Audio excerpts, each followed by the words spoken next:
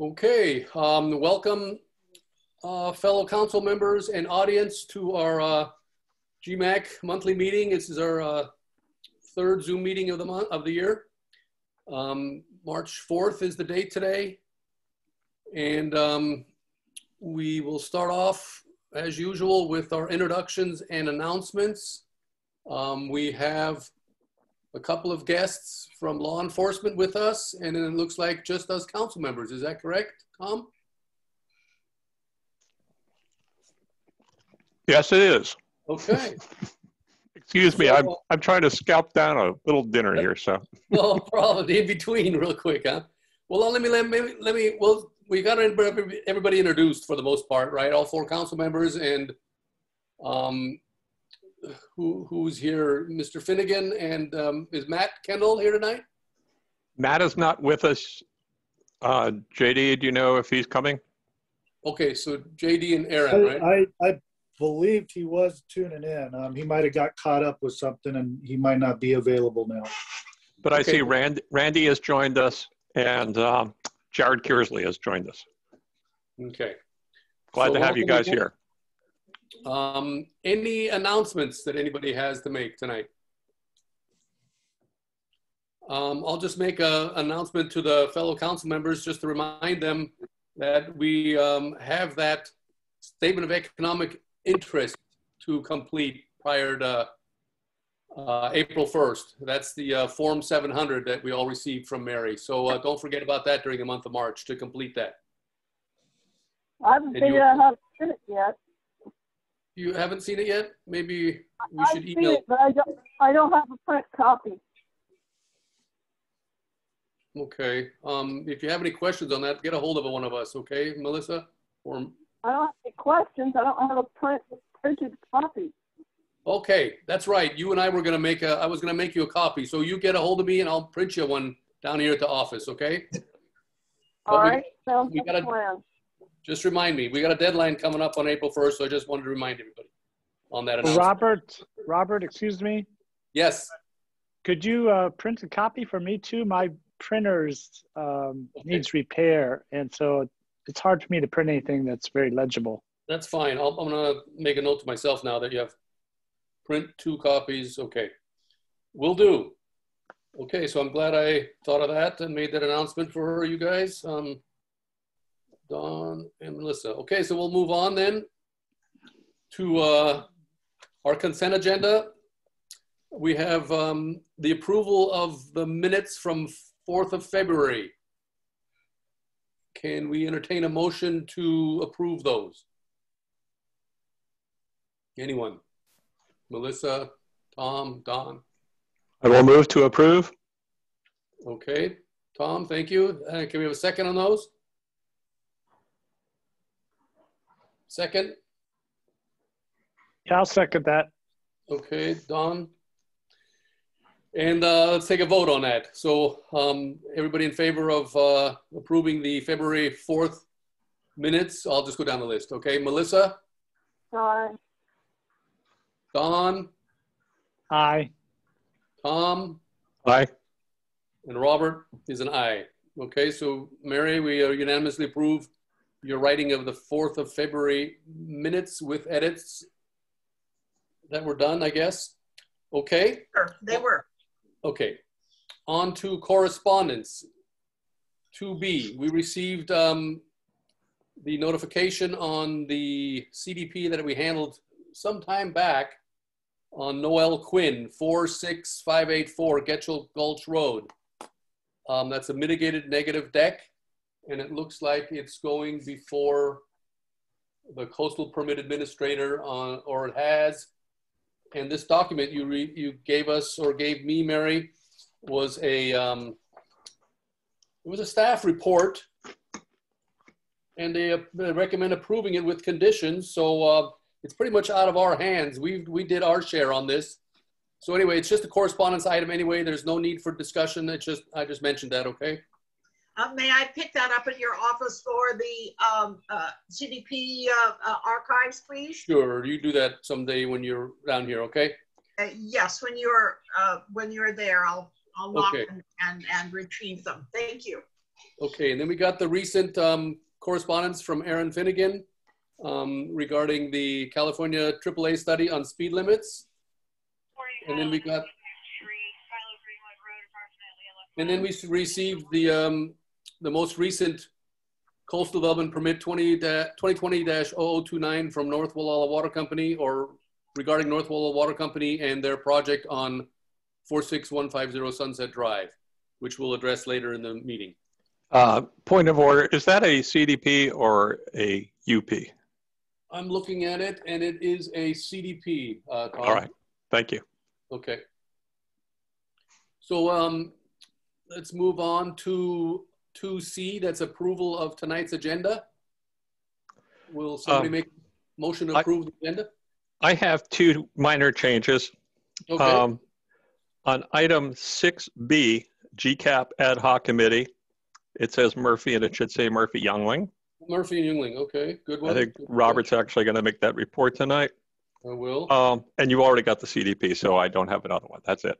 And I will move to approve with that amendment. Okay, Don or Melissa, will you second that? I'll second it. Okay, thank you. So all in favor of tonight's motion, please say aye. Melissa? Aye. Don?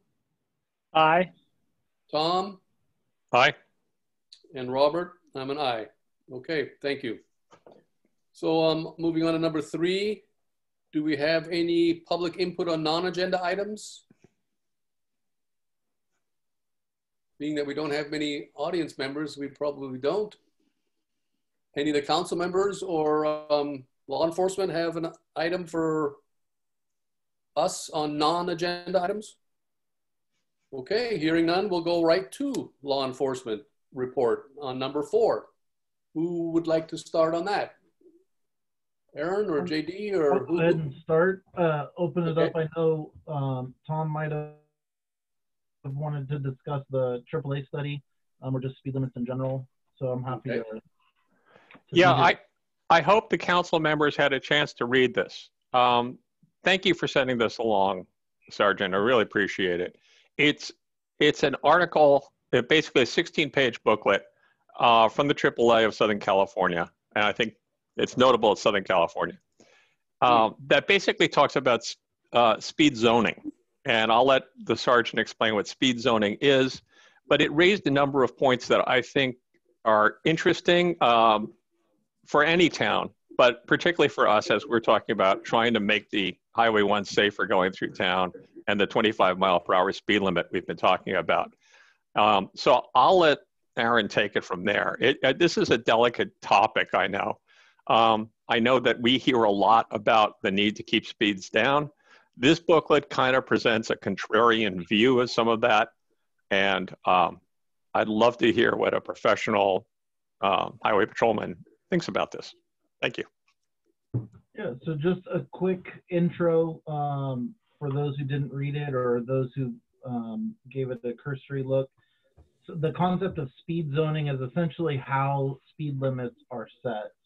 It's regulated by the legislature and the California Vehicle Code, as well as speed setting policy, for lack of a better term. I'm blanking on the exact terminology at the moment, but the pamphlet is really good. It's educational on why and how speed limits are set. And it talks about a couple of important things right from the get-go, which are the maximum speed limits in the state of California. Speed is regulated by a number of specific vehicle code sections. So just to give a real quick overview, the maximum speed limit on any roadway in California, if it's a multi-lane roadway, is 65 miles per hour, whether there's a sign or not. The maximum speed limit on any 2-lane roadway that's undivided, so that would be our State Route 1, or any other side county road, the maximum speed limit is 55 miles per hour without any signage or posting. It's just legislated, that's the maximum speed. So anybody going over that speed can automatically be cited, or that speed limit can be enforced. So in town and in residential areas and in commercial areas, et cetera, there's what's called prima facie speed limits, which prima facie is on the face of it, is what that means. And so we refer to that in law enforcement as the basic speed law. I think they refer to it something very similar in the pamphlet, but it's essentially unsafe speed for conditions. And so the prima facie speed limits are anything from 25, 35, 45, et cetera, anything that's not 55 or 65, which are the maximum speed laws.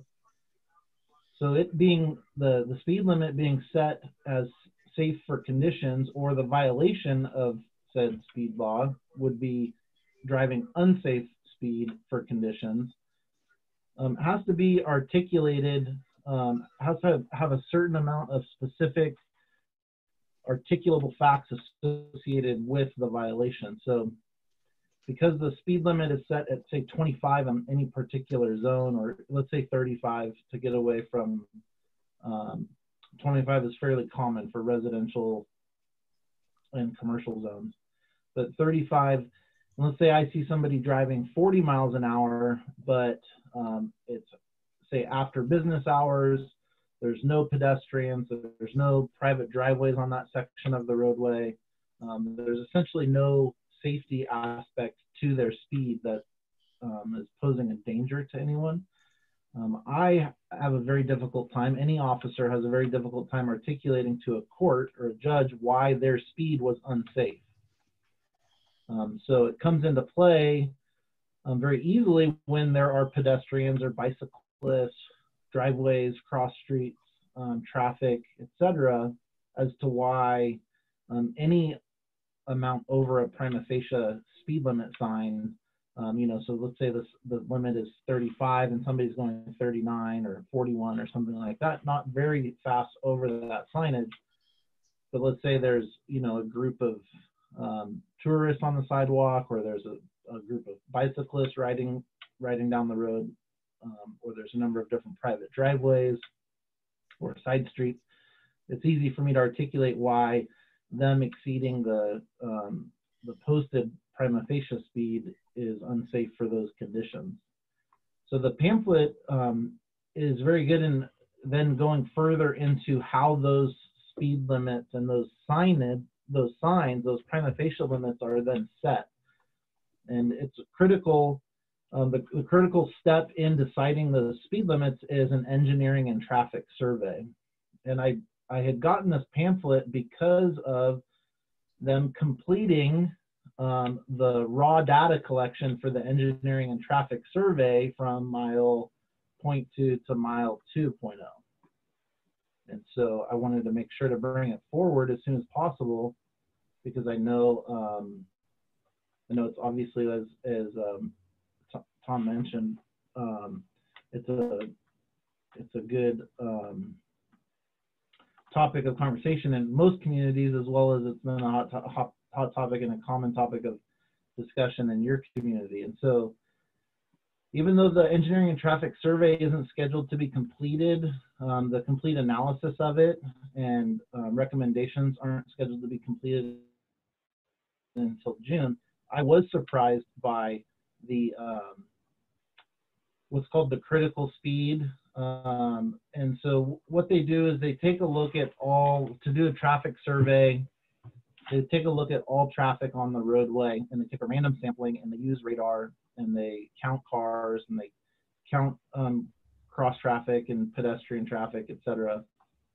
And they come up with how fast cars are going, the standard speed, essentially, or the average speed, and they come up with, and they plot all of the data, every vehicle's speed. And so the safe speed essentially is what they refer to as the critical speed, which would be set at 85% of all traffic. So you're going to have all, you know, those outliers that exceed the speed limit or exceed the safe speed in the area. And then you're also going to have you know, just like a bell curve, you're going to have those drivers that drive slower as well. So where they set the safe speed is that 85th percentile of all vehicles on the roadway. And so I was surprised by the raw data showing that that 85th percentile, so 85% of traffic is at, you know, so the northbound side, you know, in the 25 zone, that 85th percentile is 29 miles per hour for all vehicles through the zone. And I expected that to be a little bit higher. And so really reading through the pamphlet and understanding how the speed study is done, and then comparing that with the engineering and traffic survey will shed a lot of light. And I know it's not scheduled, the traffic survey isn't scheduled to be released until June of this year, but I wanted to come on here and at least offer to go over some of the raw data if there were questions or concerns or about the speed limits. But as Tom mentioned, the pamphlet does shed light on how just putting, and what he mentioned might be the controversial part of it, is just because somebody puts up or a municipality or a you know, government agency puts up a speed limit sign of some number, doesn't make that number automatically the safe speed for that roadway. So if we put a 25-mile-an-hour zone sign north of town where there's no cross traffic or no businesses, etc., then it wouldn't be reasonable and prudent for somebody to drive 25 miles an hour there. Am I making sense to anybody? Yes, you are. I have a question though. Could I ask a question? Yeah. Go for it, Tom. And I'd like to read the part of the introduction here just briefly. This is the part that caught my eye initially and made me read the whole document. Right in the introduction, it starts talking about speed zoning, this process of setting speed limits that are reasonable and safe for areas, assumes that it's possible to determine a reasonable speed for a specific driving situation, and that there's a cause and effect relationship between driving speed and traffic safety. People often think the second part of this statement means that when motorists drive at higher speeds, a greater number of crashes, deaths, and injuries inevitably occur than if they drove at slower speeds. Therefore, it follows that lowering speed limits is an effective way to deal with complicated traffic challenges. But as it turns out, this common sense solution is both simplistic and usually not true. If used properly, speed zoning is an effective traffic engineering tool that can enhance traffic safety. But the key word is properly. Numerous studies have shown that artificially lowering speed limits can diminish their overall effectiveness, decrease safety, and promote a culture of disregard, not only for speed limits, but traffic regulations generally. And setting unreasonable speed limits can also establish de facto speed traps in which sensible and safe drivers are unfairly cited for traffic violations. That stood out to me because for the last 2 years, I have been hearing from everybody in town that we need to cut the speed limit, and 25 is the most it could be, and everybody exceeds that. And as you said, they do exceed it, and it's not necessarily a traffic hazard. So I thought I was hoping you'd put that into context, and I'm glad you mentioned the traffic study. We know that it was conducted last year, and we have not seen the results of that. I'm glad to hear that it's in process, and I guess we will see the results of that down the road here, so to speak. But could you comment a little bit more, Aaron, on that part I read about, you know, what I guess I'm asking here is, are we creating a situation with a speed limit?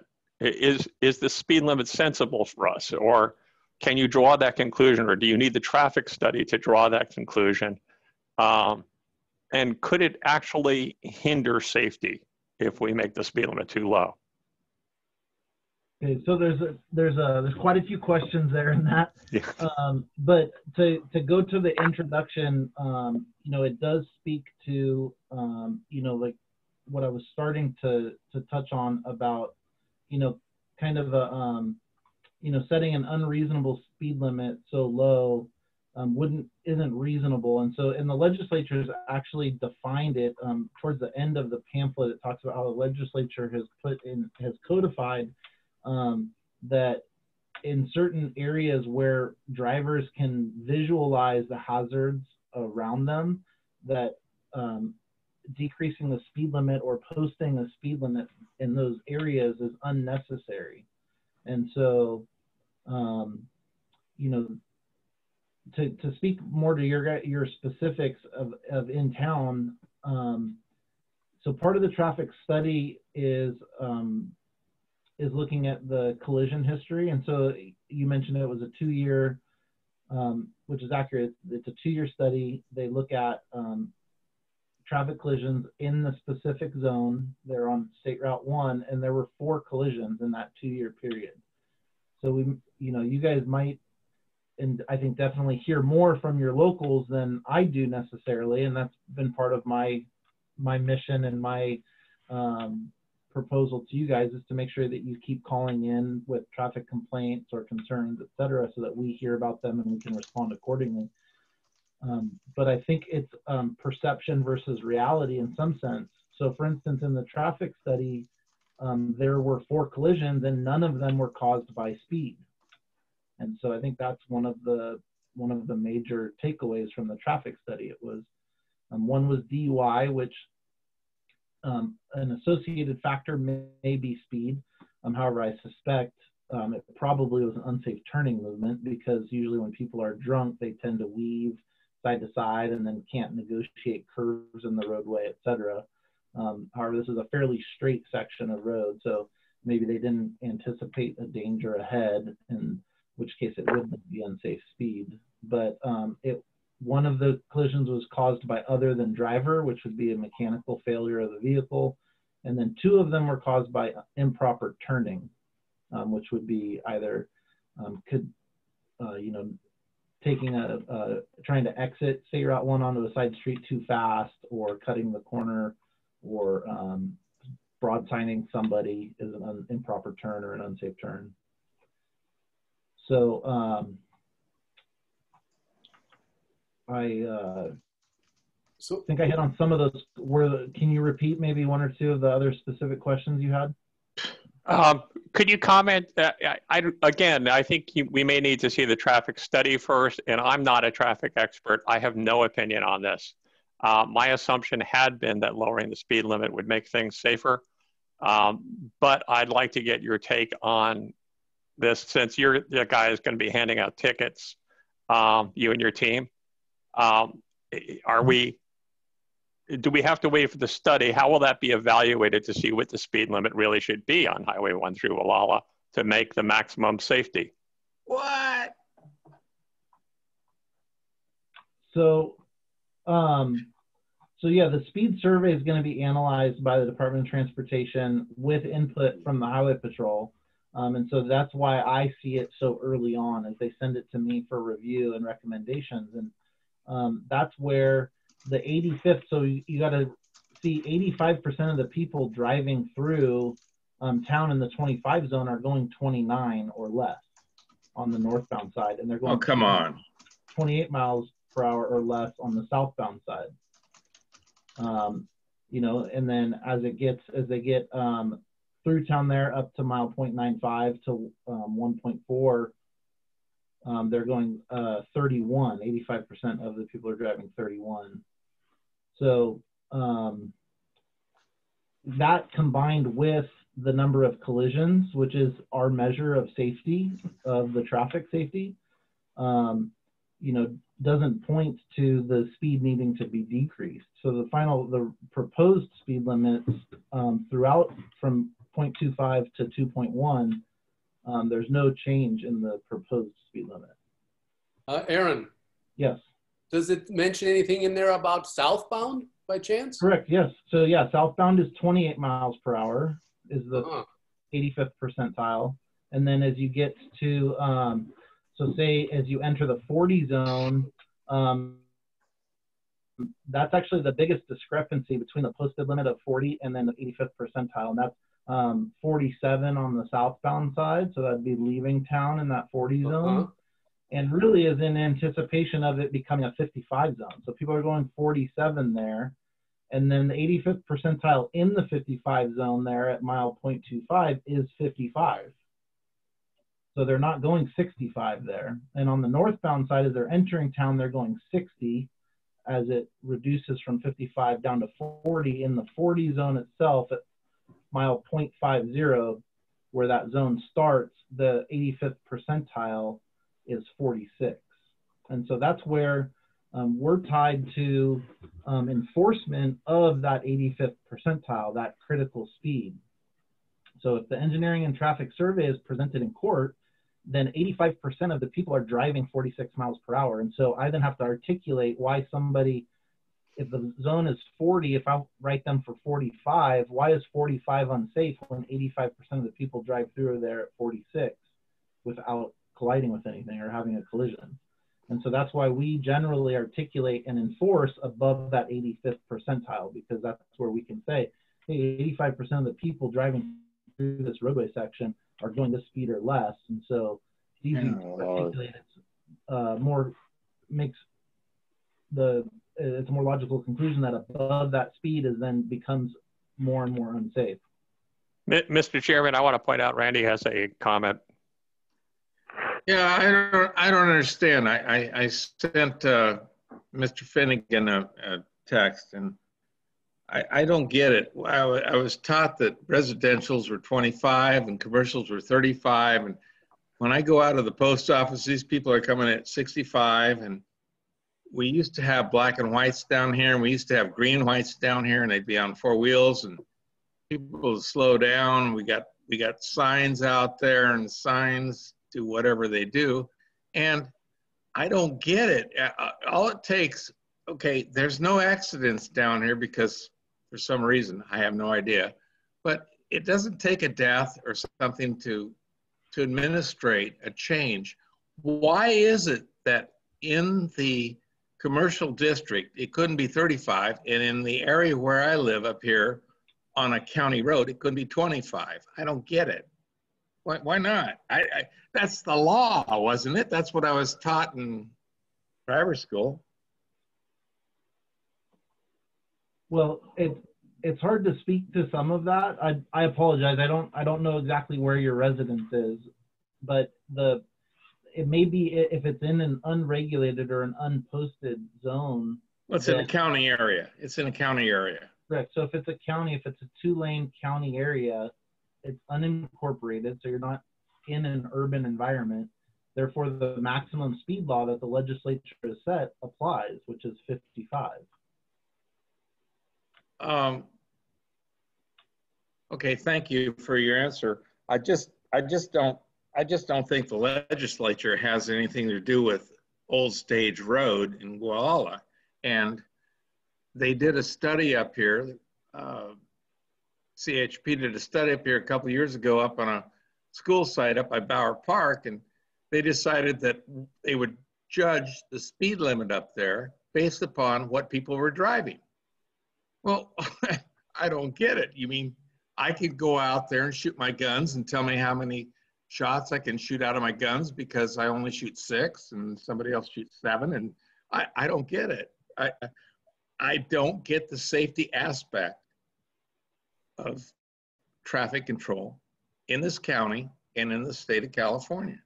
And everybody up here, we're in a 40-mile zone because they tested it and they did all their quote unquote engineering studies. And I've done engineering studies for developers and everything else on Highway 12 and Highway 80 and everything else, and I understand that. But they found out that most people ran 57 miles an hour.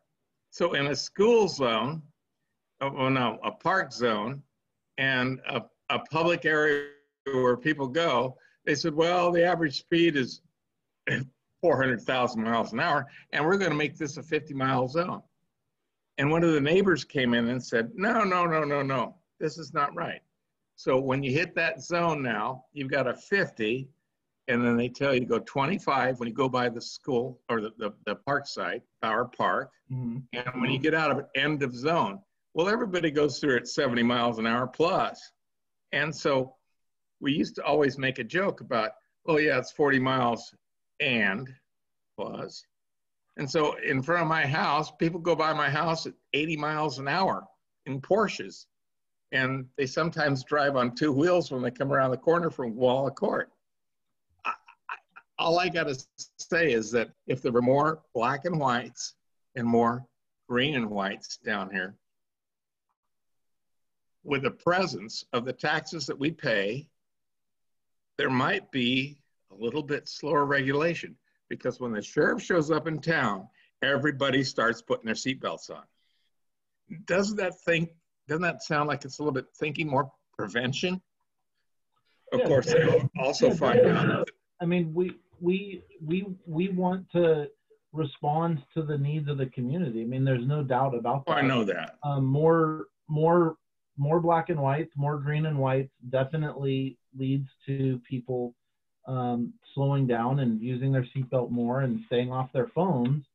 You know, it's just unfortunately, you know, the staffing levels, budget levels, you know, all of those things come into play, and we have to deploy our resources, you know, appropriately. And so I apologize for not being more familiar with your section of the roadway up there on Stage Gulch, but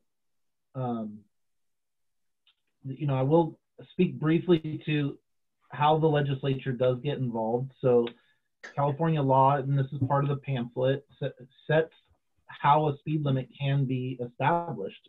Municipality can't just arbitrarily decide to post a 25 zone somewhere where they want to slow people down. It's defined in the vehicle code and in the California municipal code. So to establish a posted speed limit, the 85th percentile speed shall be rounded to the nearest 5 mph increment. I understand. There are conditions that are not readily apparent to drivers. The posted speed limit might be lowered by 5 miles an hour with complete and concise documentation explaining the not readily apparent, quote unquote, conditions. In cases where the 85th percentile speed is rounded to the farthest 5 mph increment, a lower instead of the nearest 5 mph increment, which would be higher, the further reduction in the posted speed limit is allowed regardless of any other existing conditions. And then finally, the legislature has specifically prohibited using roadway features that are readily apparent to drivers as justifications for artificially lowering posted speed limits, because drivers can see these conditions and adjust their speeds accordingly. So it goes on to further clarify in the vehicle code, it's the intent of the legislature that physical conditions such as width, curvature, grade, and surface conditions, or any other condition readily apparent to a driver in the absence of other factors would not require special downward speed zoning. So the good case in point for that is, what's the speed limit on Highway 20 between Fort Bragg and Willett? The speed limit is 55 miles per hour. Can you take all of those corners and curves at 55 miles per hour? No, you can't. But that curvature in the roadway is readily apparent to the driver, and so it's incumbent upon them to slow their speed to what is safe for the condition. Right. So we're getting a little bit off topic from, you know, the actual speed study, which was done on SR1 through downtown. When was that done, Well, by the way? Done back in 19? With all due respect, and I thank you for what you have to say, but as a first responder and EMT, firefighter, and water operator and everything else, it's really hard when I see these people coming around the corners at 70 miles an hour in a 40 zone that should be 25 and scooping them up and pooping them and sending them off to the hospital. It's not right. The speed limits should be, and I don't go out there and attend to these people with a legislative, I have Coastal Valley EMS that tells me what I'm supposed to do, and I know what it is, but it isn't legislative. And I thank you for your response, but I just kind of think that for the taxes that we pay, we should have some more people down here in black and whites and green and whites. That's all. Yeah. And that's been discussed for years now, the budgetary constraints that both the Sheriff's Department and CHP has in the South Coast, Randy. So it's nothing new to us here at this GMAC level. Robert, did you have a question earlier as well? I was wondering, when was the exact date that this speed study was done? Was that in 19? the engineering and traffic survey was conducted. I want to say September 19, but I'm not positive. I'm thinking it was 20. Yeah, I apologize. Let's see, between from mile 0.2 to 2.1, the 10-year term of the current engineering and traffic survey on file expires this coming June of 21. And then I apologize, I didn't write that part.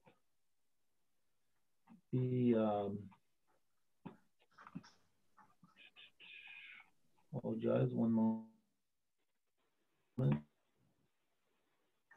I can look that up. And Robert, when you're done, I think Mary has a question. Okay, Tom. The radar speed surveys were performed during the month of January 2021 at 6 locations within northbound and southbound directions of SR1 between mile 0.20 and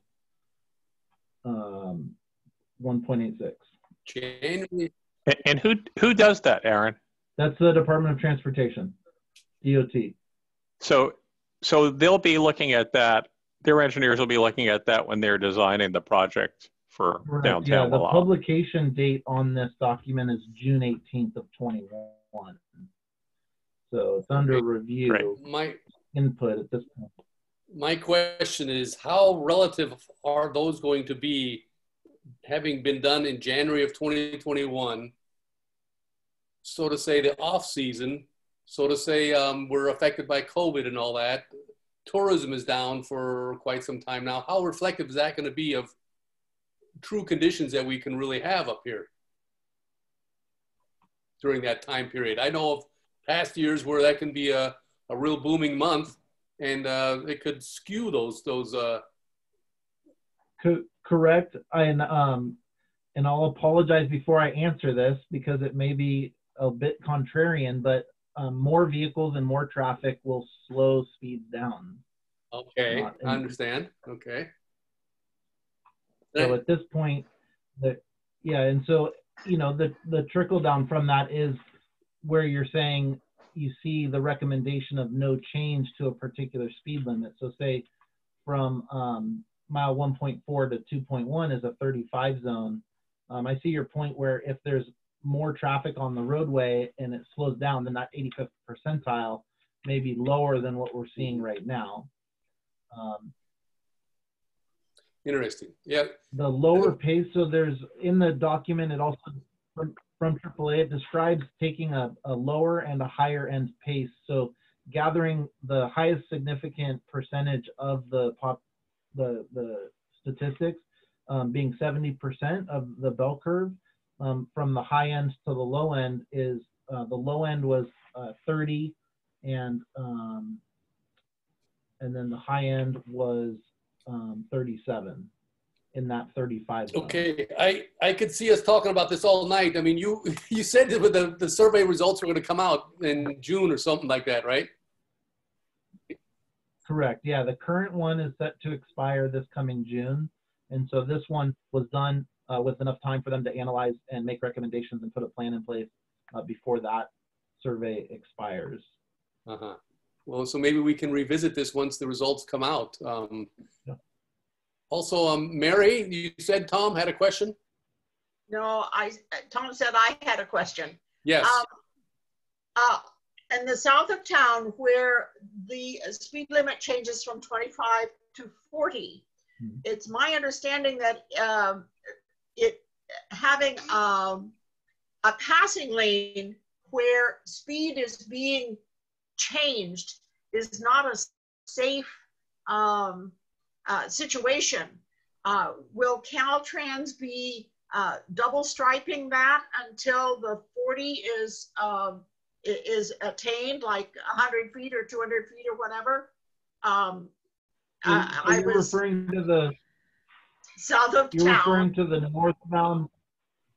Sorry, what's that? South of town, just after the bridge, where when you're coming north into town, the speed limit goes from 40 to 25, and then when you're going south, it goes from 25 to 40. Mhm. That change in speed, it's my understanding that the road should be double striped where a change in speed occurs, because it's dangerous to have a passing zone in a change of speed area.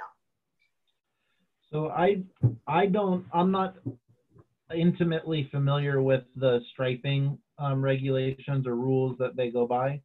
I do know that in some zones or some areas, you'll see a solid line on one side of the roadway. So say on the northbound side of the roadway, and then you may see a broken yellow line on the southbound side of the roadway where the speed limit will be increasing momentarily.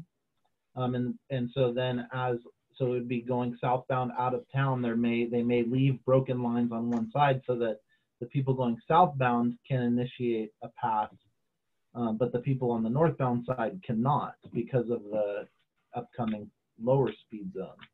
Well, I don't know. South of Old State Road, that is all passing. Okay. None of it is double striped or anything. And that goes right through the speed change area and onto the bridge.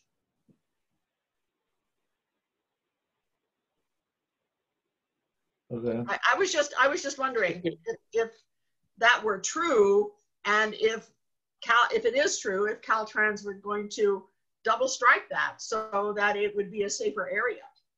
Mary, I think the breakup is two-way, and it splits coming from the south on one side, and it splits coming from the north on the other as you head to the bridge.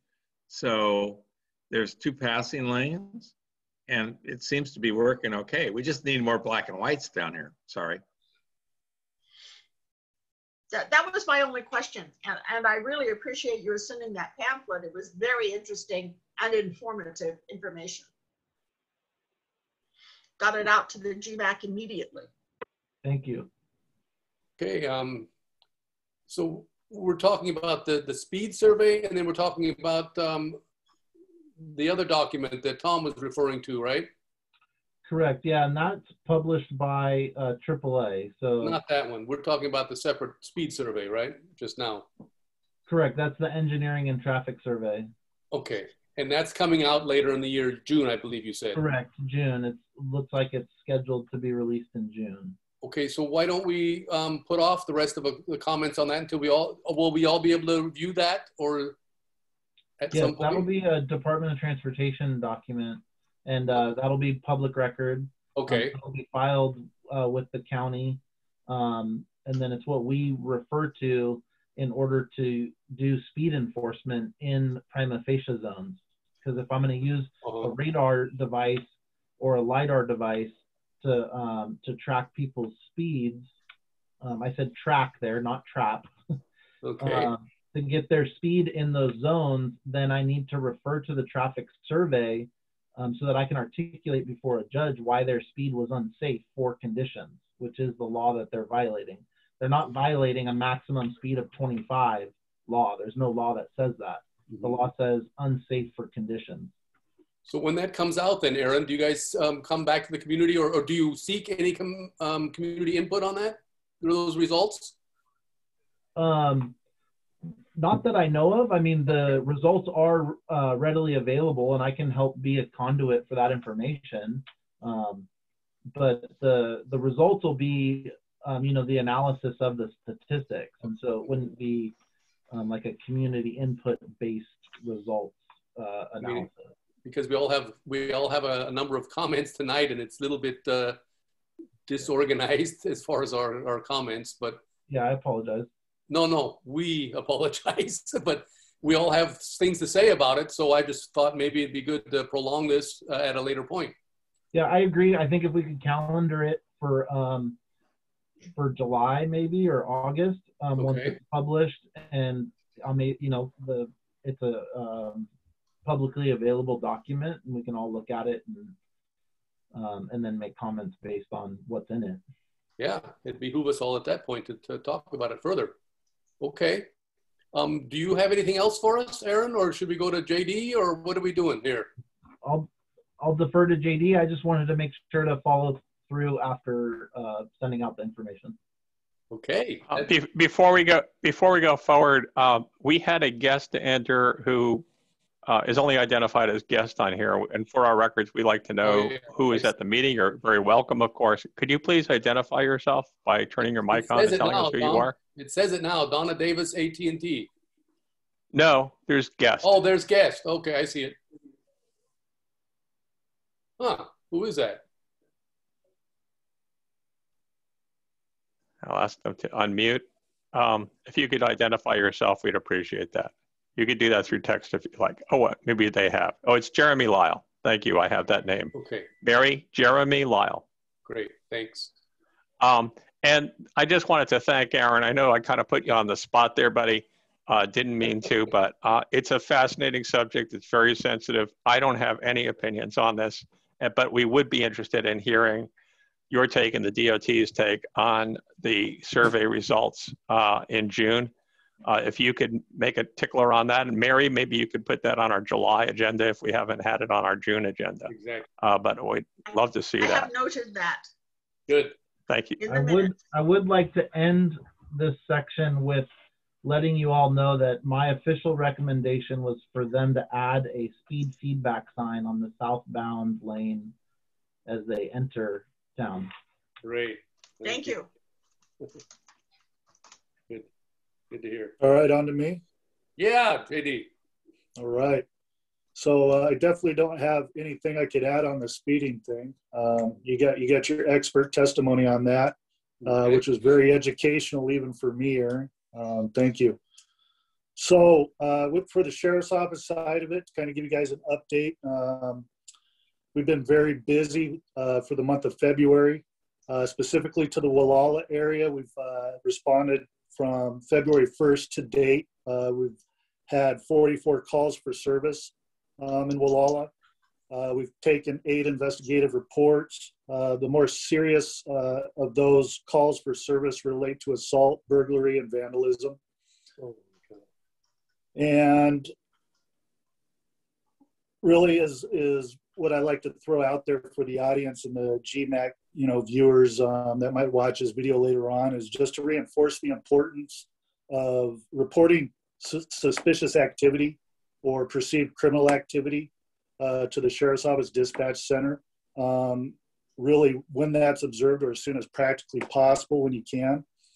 And it just helps ensure that we have a timely response to a situation that provides us opportunities to investigate or deal with those problems versus after the fact. If they're reported later, a lot of those options go out the door for a lot of situations. And it's kind of a common thread for the South Coast is the receipt of information.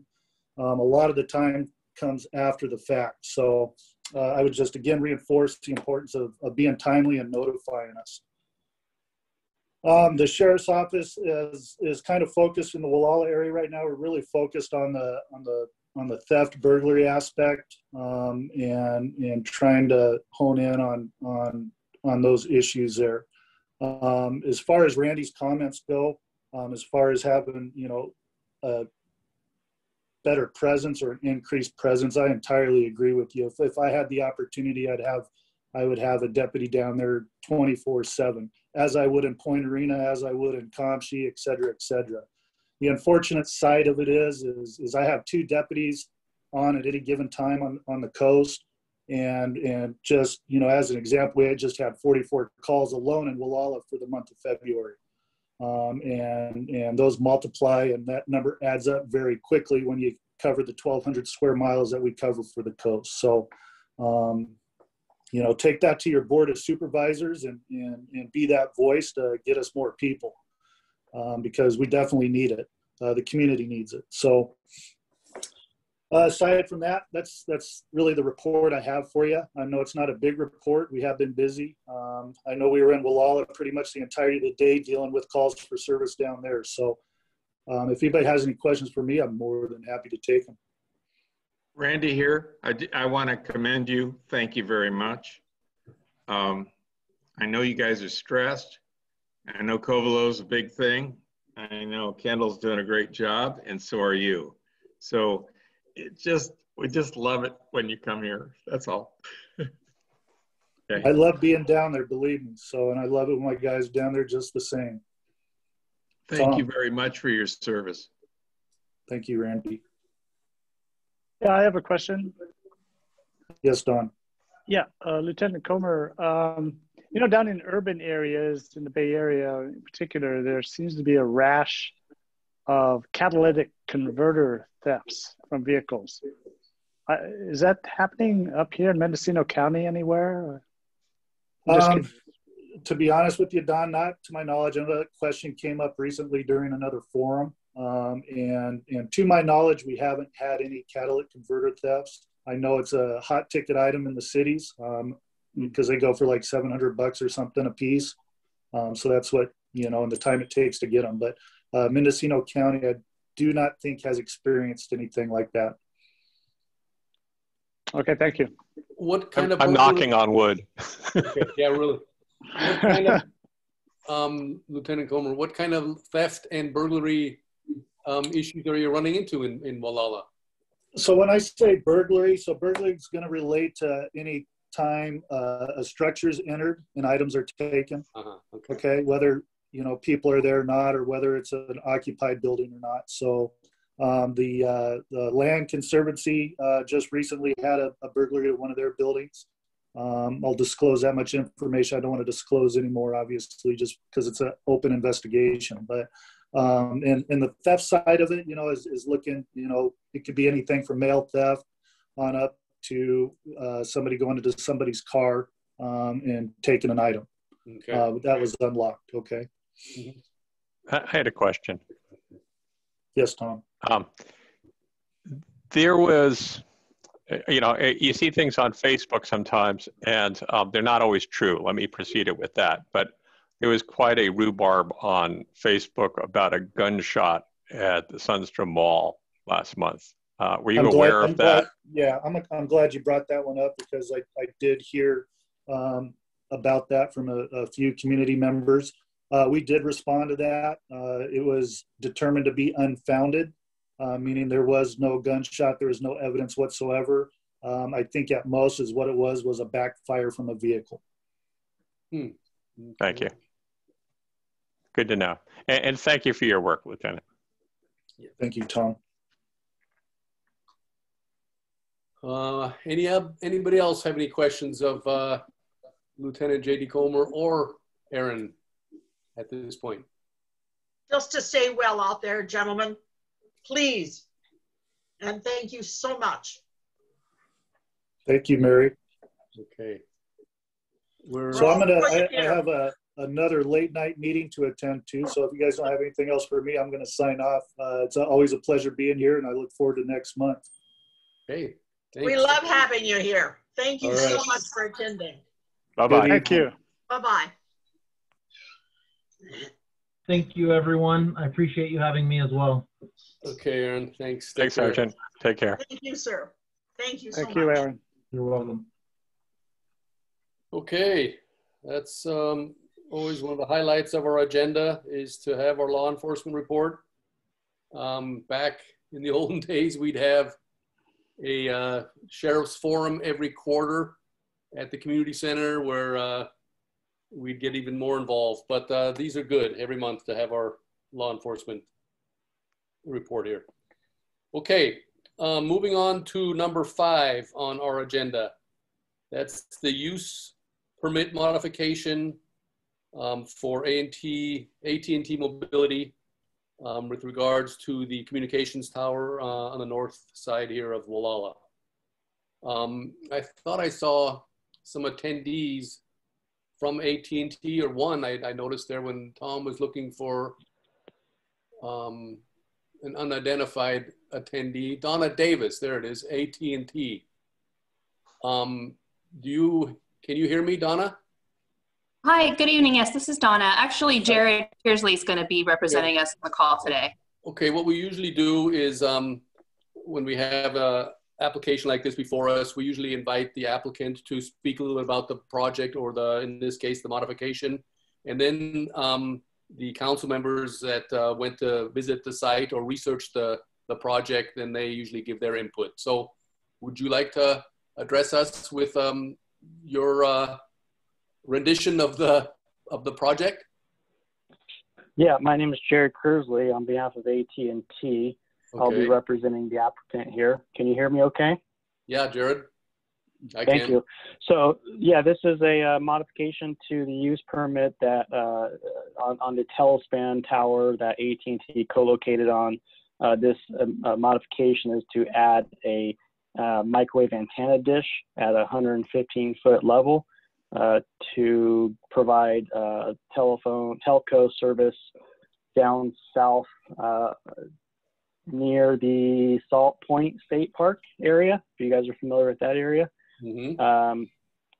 So that's kind of essentially the project at hand. Are there any questions pertaining to this project that I could help answer?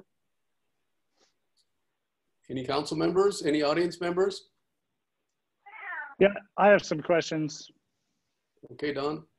Okay, so basically what we're talking about is microwave antenna. So typically, if I'm not mistaken, this is a strictly point-to-point communication system. One microwave dish to another microwave dish, and in this case, the second one is up there in Salt Point. Is that correct? That's accurate. Yeah, the tower in Gualala is going to be providing telco wireless service to the proposed site down in that Salt Point State Park area. That's an existing tower down in that area by I believe it's by a campground. Okay, could you talk a little bit about the difference between the cell service antennas that are on that tower and the microwave in terms of any potential radio frequency interference that may occur with the microwave signal going back and forth between here and Salt Point? Yeah, so the antennas are that are for cell phone service are panel antennas, and they are located higher up on the tower. I believe right around 175 feet or so. That is what's providing cell service to the area. And down below at 115 feet, you have a microwave located on the tower that's going to be beaming southeast to that location I spoke earlier about. And there won't be any interference because they operate different frequencies, but more importantly, they are 50 or so feet apart from one another. Okay, so does that mean that there's little or no radiation dispersion at ground level? Yeah, there's very much basically none at ground level because the microwave antenna beams directly out into the horizon, specifically at this other tower where the other microwave will be located. So the EME exposure report that was produced for this addition of the microwave at base level, it's still at 0.05% of the exposure rate. So that's tremendously low, mostly because the tower is so tall and the antennas are so far up. And again, they just point straight out to the horizon. Jared, I have a question. Sure. Thank you for being here. Does this tie into the Sea Ranch Tower at all? Which is owned by American Tower? No, it does not. Does it help? Does it help Coast Blue or any of the fire agencies and the police agencies? Well, so this particular dish is going to be feeding service to basically a wireless fiber optic service down to the tower that's located in the Salt Point area. Yeah. So that area is going to be serving that AT&T is going to be serving that area with wireless infrastructure. Okay. Thank you. Yeah. So you're welcome. Yeah, That was a question I was going to ask also, Randy, is regarding the Sea Ranch Tower. But is that a Verizon tower, or that doesn't tie in with AT&T's infrastructure, does it? Well, we'd have to talk privately about that. That's now owned by American Tower, and is that what you meant? Okay. Mm-hmm. It has Coast Blue on it. It has the sheriff's department on it. It has the fire department. It has everybody on it. Verizon and what's the other one? It has those guys up there. AT&T. AT&T, yeah, it has them on it. AT&T.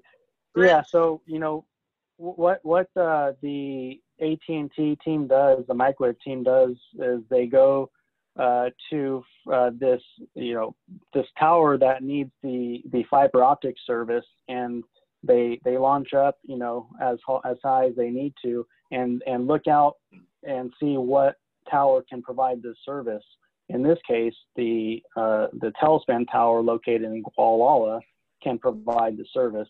For some reason, that tower that you guys are speaking about in Sea Ranch wasn't identified as a potential microwave solution. Mm-hmm. Okay. And is there a difference between Wi-Fi and cellular service? Yes, there are.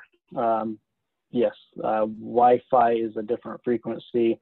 You know, this tower in Telespan, if you guys recall, it is going to be providing high-speed broadband internet services through the AT&T antennas, in addition to the FirstNet services and the typical cell phone services. Thank you, Jared. You're welcome. Jared, can you tell me if the Melissa, right away, we'll get to you. Can you tell me if the cellular service or the cellular antennas that are mounted on this tower, are they functional now? Are they providing cellular service at this point? And number two, will the 8-foot diameter dish, microwave dish, be camouflaged to a certain extent with faux branches or anything? Yeah, good question. So I just spoke to the tower owner this morning, and according to Tim Cotter, the principal of Telespan, Verizon is fully installed and on air. AT&T is in the process of installing their equipment. They are expected to be on air any week here, I would imagine. Right now, you guys will probably look at the tower and see a bald spot and branches. That's where AT&T is going to be installing their equipment, the antenna equipment. So, of course, you don't want to you can't install the panel antennas with the branches. So after the panel antennas are installed, the branches get installed. So it will be looking more like a tree when you look at it from the far. To answer the other question, the county does require that the microwave have we call it like antenna stocks, basically a cover on it that is, prickly, like with brown and green needles in a sense, to make it blend in with the tree, opposed to just a white microwave dish. Mm-hmm. Okay, let's go to Melissa. Did you have a question, Melissa? Yeah, I have two questions. My assess that this microwave dish is going to be added to the tower 1,115 feet above ground level. Is that right? It's 115 feet above ground level. That's what it says. Okay. Yeah. I didn't think 1,115 feet was right. No. The second question is, will this microwave dish be adding any service for anyone in Gualala? While in Gualala, no, it will not. It's going to be benefiting the area surrounded by the Salt Point State Marine. So anyone driving south who drives through that area will benefit from it. So indirectly, it will benefit folks in Gualala and folks traveling to and from Gualala southbound. How far is it from the tower in Gualala to the tower at Salt Point? As the crow flies, it's 18.86 miles. So these microwaves will travel 18 miles, and everyone in between it's going to be exposed to those microwaves. Not necessarily. Yes, they do travel that far, but it travels quite high in the sky, and there's no one that is residing in the airspace that it's traveling at. A lot of sick people are inhabiting that area. I'm sorry? A lot of sick people are inhabiting that area as they fly in and out on helicopters to the RCMS helipad. Yeah. I guess I can't necessarily speak to that. I don't know their flight patterns and how they deal with antennas in the sky. But this microwave is passing the FCC thresholds for the EME exposure rate. So yeah, good point though. FCC rates, you say? The FCC exposure rate for EME, which is 45 years old.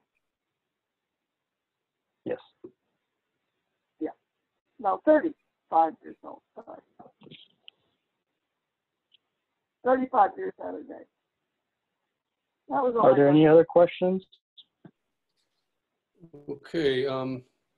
We were, Don and I were reviewing the project, and we received a draft memorandum from the county. And to answer or to clarify a question that we heard earlier, it says on this memorandum that there'll be enhanced coverage within an 8.1 square mile coverage area. What does that refer to? Below or around this microwave dish? Is that in referencing the Telespan Tower? Yeah.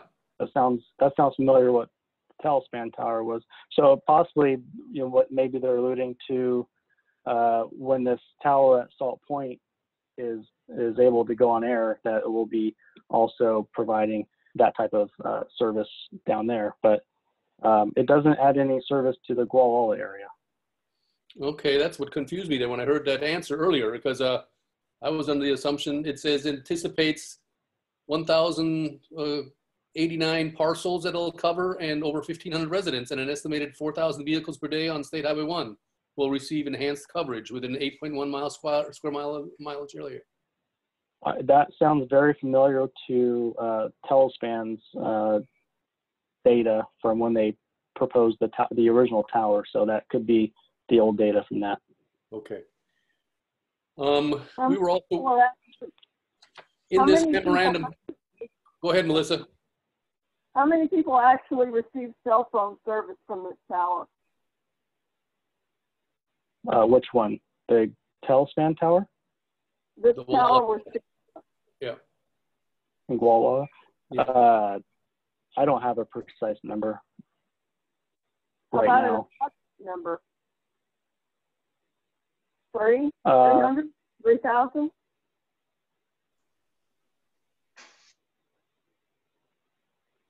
I guess the question is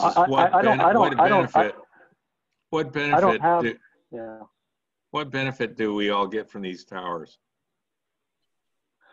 Well, these towers will cover quite a few square miles, but in general, this microwave project isn't adding service to your Gualala tower. So I don't have an answer for how many people this project is. I want to focus on this project. It's the microwave addition of this tower, not AT&T's panel antennas, not Verizon's panel antennas. We're not representing the Telespan Tower. We're representing this addition of the single microwave antenna that's feeding fiber optics and a wireless signal down 18.86 miles to Salt Lake Park. Into Sonoma County, yeah, and Salt Point, yeah. So again, it's going to benefit that area directly, and then indirectly whoever travels there and from. Thank you.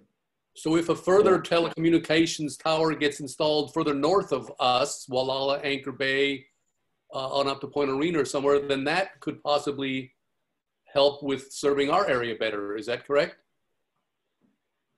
Yeah, if there's a tower more north, yeah, that's correct. Well, we've heard of them. I heard of one years ago, maybe being planned in Irish Beach.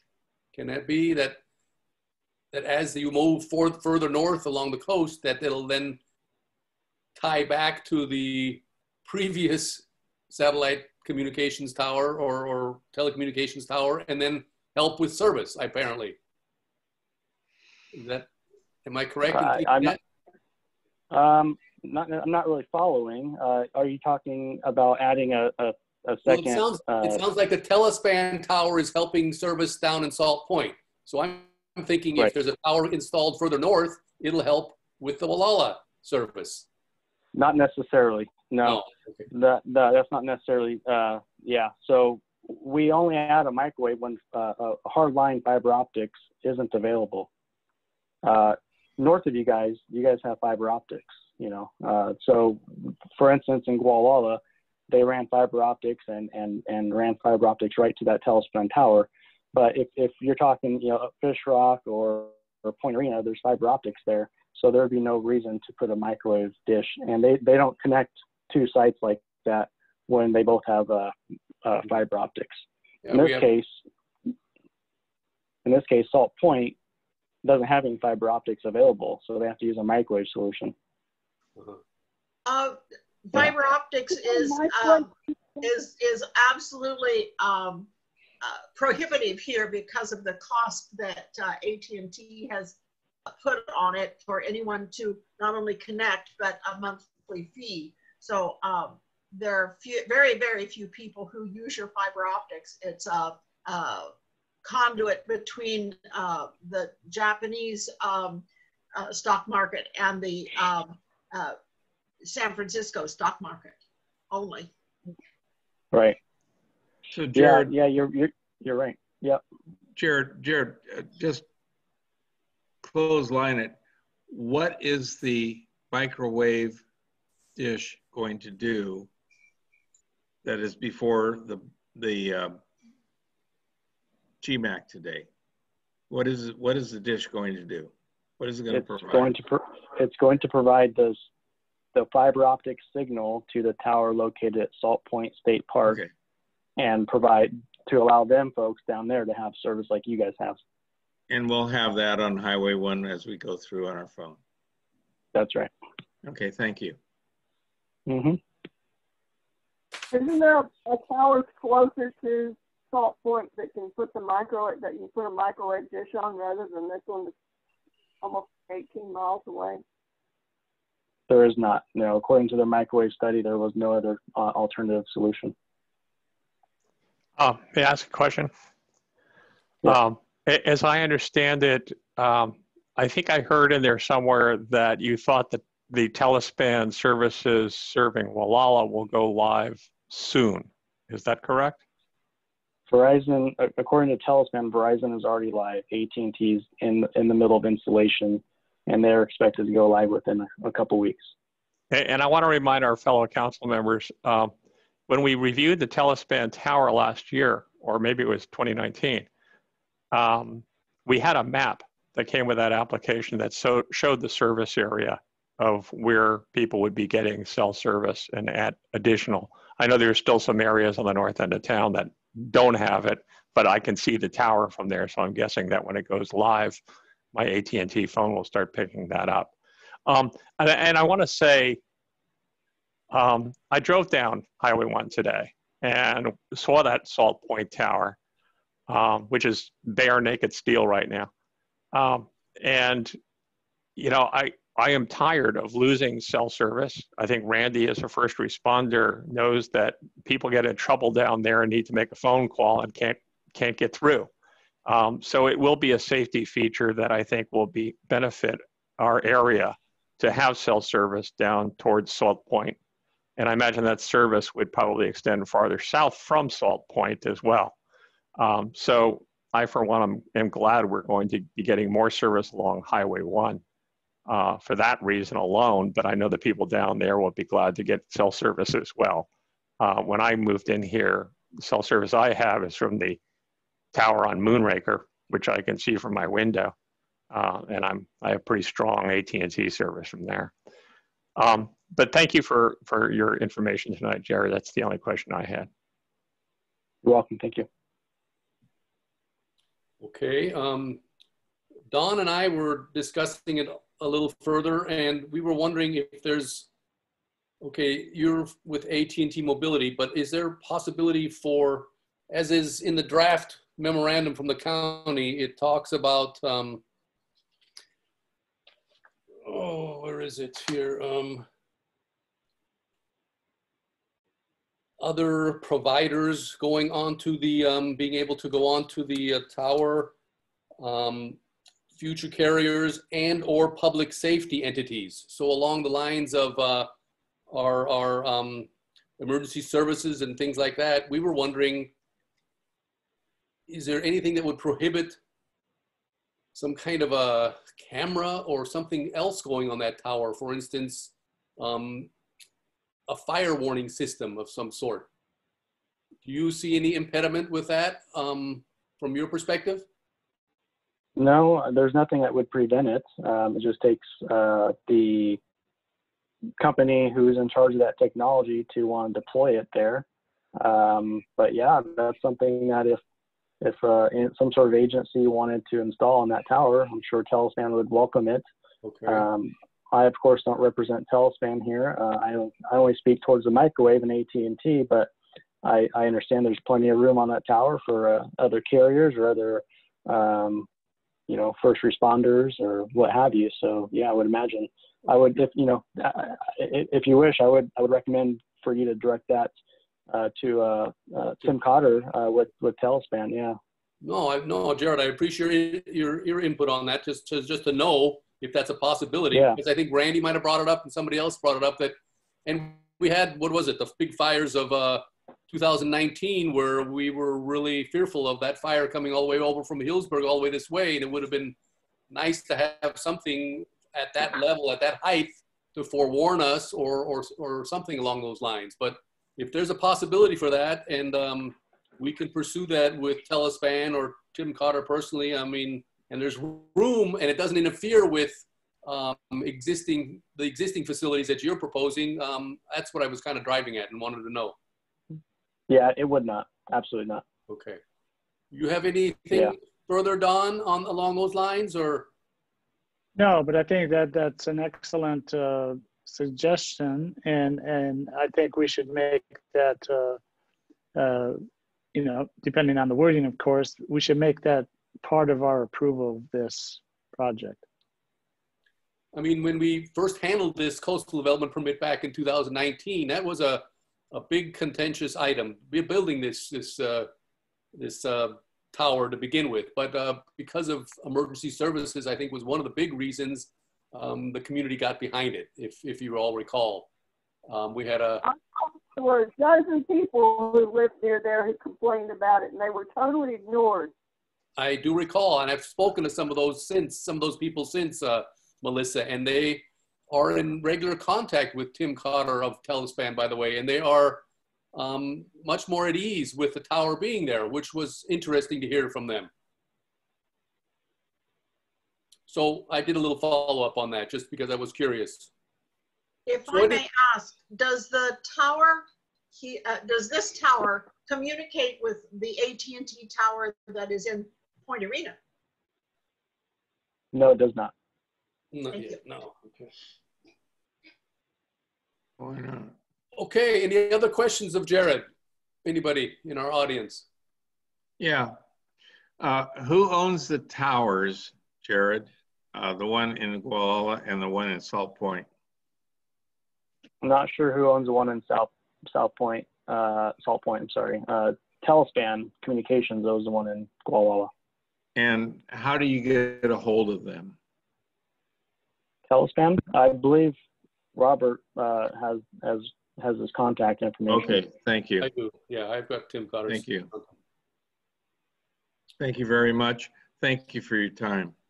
So, You're welcome. Don, should we draft some kind of a letter? Or first of all, council members, any further input on this? On this UM 2021-0001? Yes. The county determined that it's an immaterial determination. Yes, I have a suggestion that's not relevant to the motion, is that we invite, is it Carter or Cotter? Tim's last name. Cotter. Tim Cotter. Cotter. I would encourage us to invite Tim Cotter back, maybe to explain a little bit more about the telespan power tower. There were a lot of questions on Facebook, I think about a week ago, about this, and I invited some of those folks to come to tonight's meeting. I think we might have one or two, but it would be nice to get kind of a rundown on who's on that tower, get a refresher on the map, service area maps, and that kind of thing. So I'd like to just get that on a future agenda. Okay. Make a note of that, Mary.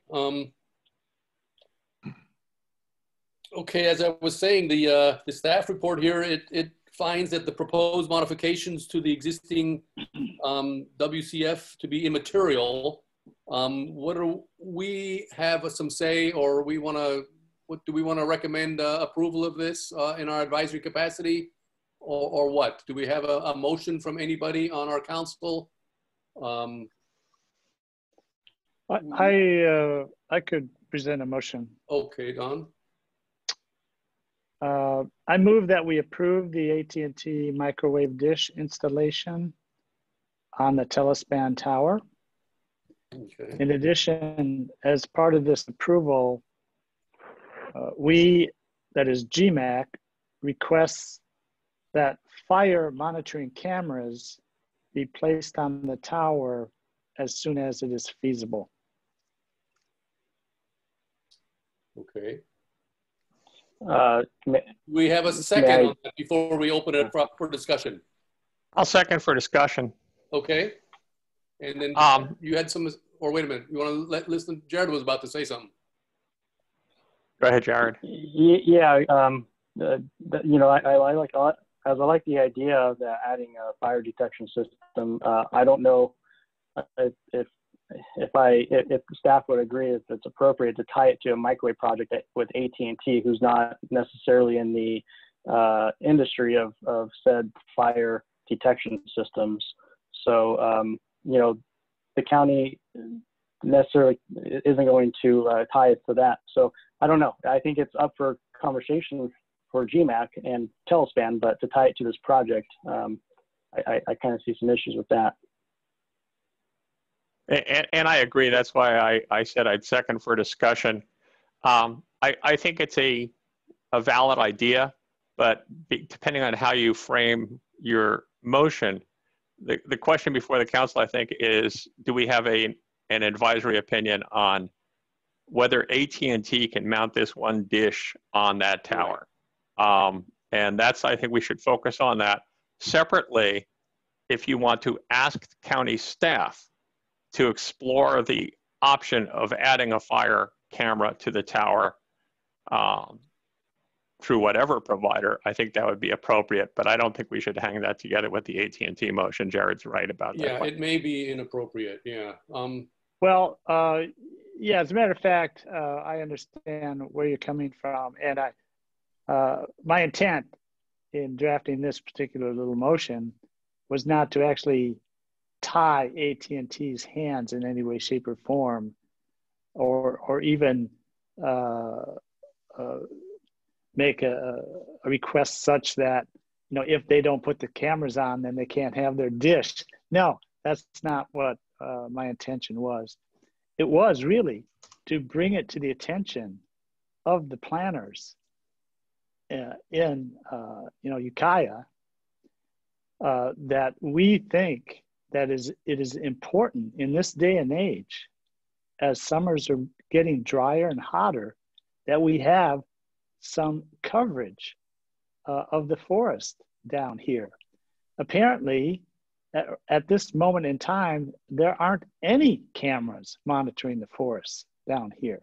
Whereas in other parts of the county, yes, there are cameras. I mean, this is technology that is now used to provide, early warning of fire conditions in our forests. Now, in the past, yes, one could argue, oh, the coast forests, you get a lot of moisture, it's foggy, it gets all this rain. This is not true anymore. I think we have to accept that reality and take the necessary steps like they do in other much more drier parts of the county in order for us to be able to monitor what's going on in the forest. However Donna. we do this, again, I don't want to tie AT&T's hands here. I think the project should go ahead, but I think we need to make a strong statement that we want fire monitoring cameras on this tower. Well, may I suggest, Don, kindly that you withdraw that motion and create two separate motions, one regarding this project and one regarding the camera. That's what I was going to suggest also, and that they go alongside each other with this recommendation, so that the county then becomes aware that this is what we've talked about with Jared, and that the possibility exists that we can do this, that it can be done on the tower. You want to try that again, Don? Maybe make one motion, just making a recommendation on the satellite, on the microwave dish itself, and then to go along with that, the secondary motion. On the I can formally withdraw my initial motion. Okay. And so now I could propose just a simple motion to approve the dish. I mean, it's not complicated. No. Okay. I would second that. I move that we approve. Go ahead.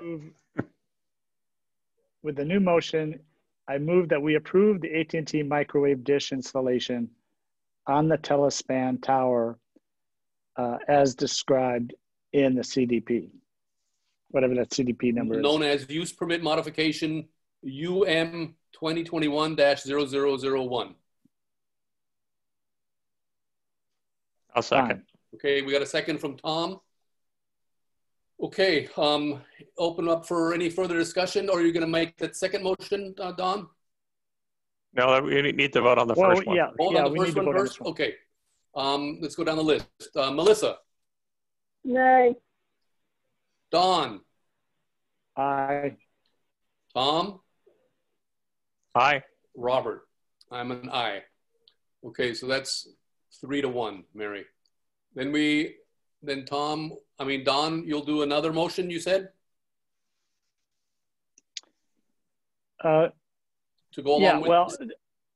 Okay, so the idea then is for this second motion to be communicated to the county planning department in conjunction with, this particular CDP, even though there's no requirement based on the second motion related to the first motion, and which we can explain in our letter to the county. Right, we can detail that in our letter to the county. But this is it's a good time to raise this issue, while we're approving the CDP for the microwave dish, because I don't know that any of us were thinking about this beforehand. Right. And even Jared thought it was a good point. So let's bring up the motion and see how it goes. Wait a second, guys. What? Don, why would you need a camera on a tower to tell you that a fire was coming if we live here in this consolidated area and we know it's coming and we know Hillsburg's burning and we know Tubbs fire and we know everything else? Why would you need a camera on a tower as a condition of any type of approval or recommendation? I mean, Greg Warner and Mike Suddeth and Sea Ranch, they're going to let you know when that fire is coming. Right. And Ray Charles could see it's coming and he's dead. But so why would you need a camera somewhere to tell you that a fire is coming? I don't get it. Let me ask you a question. How many fire towers are there around here? How many manned fire towers are there in this area? There are none. There's Oak Station over there in Annapolis. I don't know what's up by the air base anymore.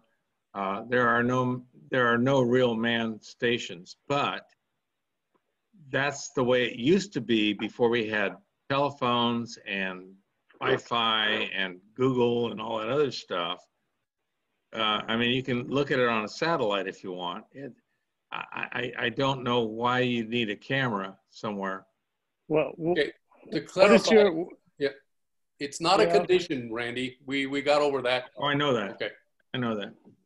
Wouldn't it pick up a smoke plume before anyone else would because it's nearer? I'm sorry, say that again. Wouldn't it pick up a smoke plume before anyone else noticed it? A smoke plume with a camera? Well, yeah. It's a good idea for prevention, or a good idea for sheltering in place, or a good idea for evacuation, but I don't see how it could be tied into, you know, there's a camera over there on the Sea Ranch, and nobody knows how to get into it. We know and I'm a firefighter, we know when the fires are coming this way. We have Old Big Blue out there, which keeps us pretty well insulated from a lot of fires.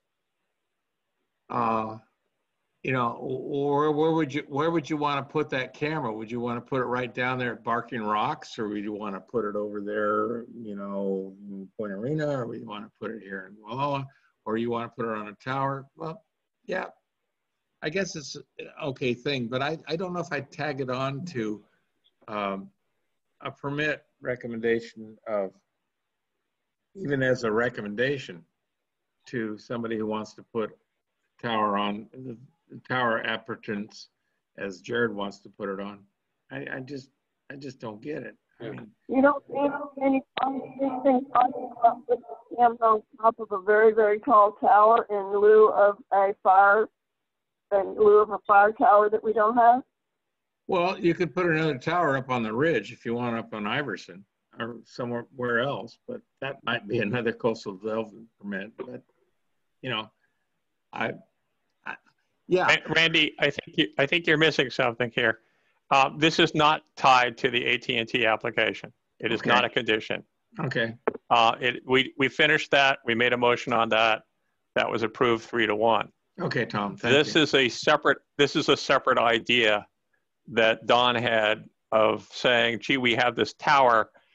Might it be a good idea to put a camera on there, perhaps one that spans and looks for smoke flumes, to spot a potential problem before you guys spot it? And I know when we have a good size fire coming our way, like from the Salt Point fire back in the 90s, we knew about that baby. But we might have known about it earlier if there had been a fire tower or a fire camera. We're not firefighters. We're not experts on this. And I don't know if the county staff is the correct agency to handle this, or whether it would go to CDF, or I don't know if they have satellites already looking at our areas, looking for smoke plumes. So I think our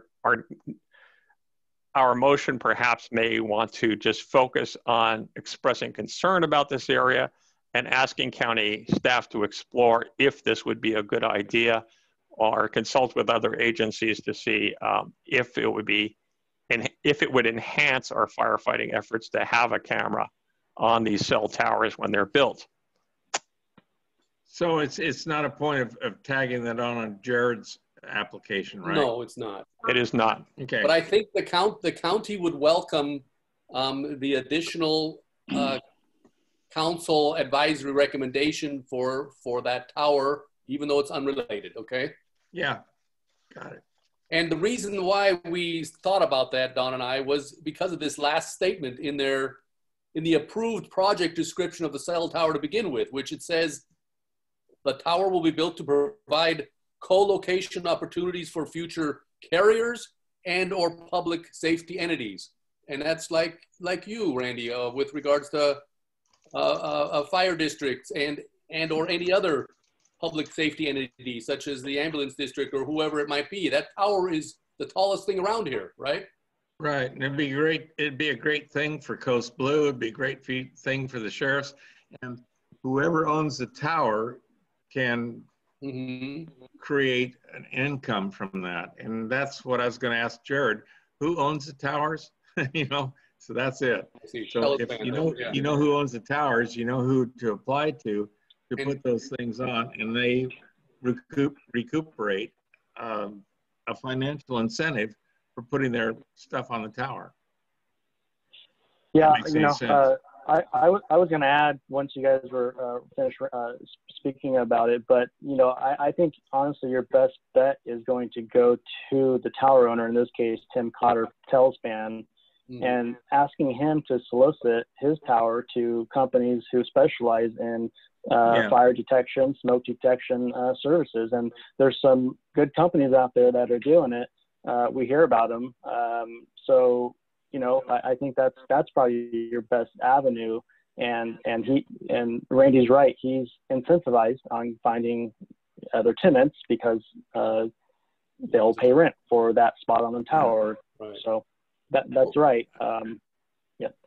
Well, I think that sounds like a sensible idea, and I just don't know if it's up to us to ask them to do it. Perhaps that's something we could put in our motion to ask county staff to explore. This motion needs a second. It does not have a second. I didn't hear the motion on this. We did have a second. Don made a motion to write a letter to the planning department to explore providing fire monitoring cameras to be placed on the tower as soon as possible. And there was no second on that. You sure there wasn't a second? Otherwise, we wouldn't have been discussing it in such depth. I didn't hear a second, and if someone did second, please let me know. Melissa, did you second that? No. Neither did I. Okay, well. And I would ask that be revised, withdrawn and revised to basically ask county staff to look into the idea of adding a camera for fire protection, and ask the county to explore that with Telspan. Okay, so Don has a motion on the table. Should we? No, I don't. I withdrew my first motion, and we didn't put a second one out. That's right. I did the second motion was just on the microwave dish that passed, and there has not been a third motion. Oh, I took it as you're saying that you wanted the planning department to explore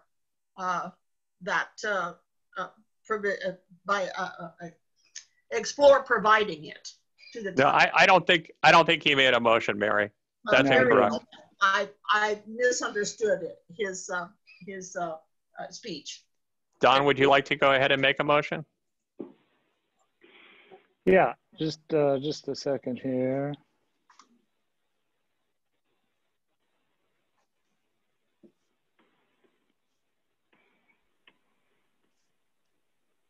Robert, this is John Bauer here.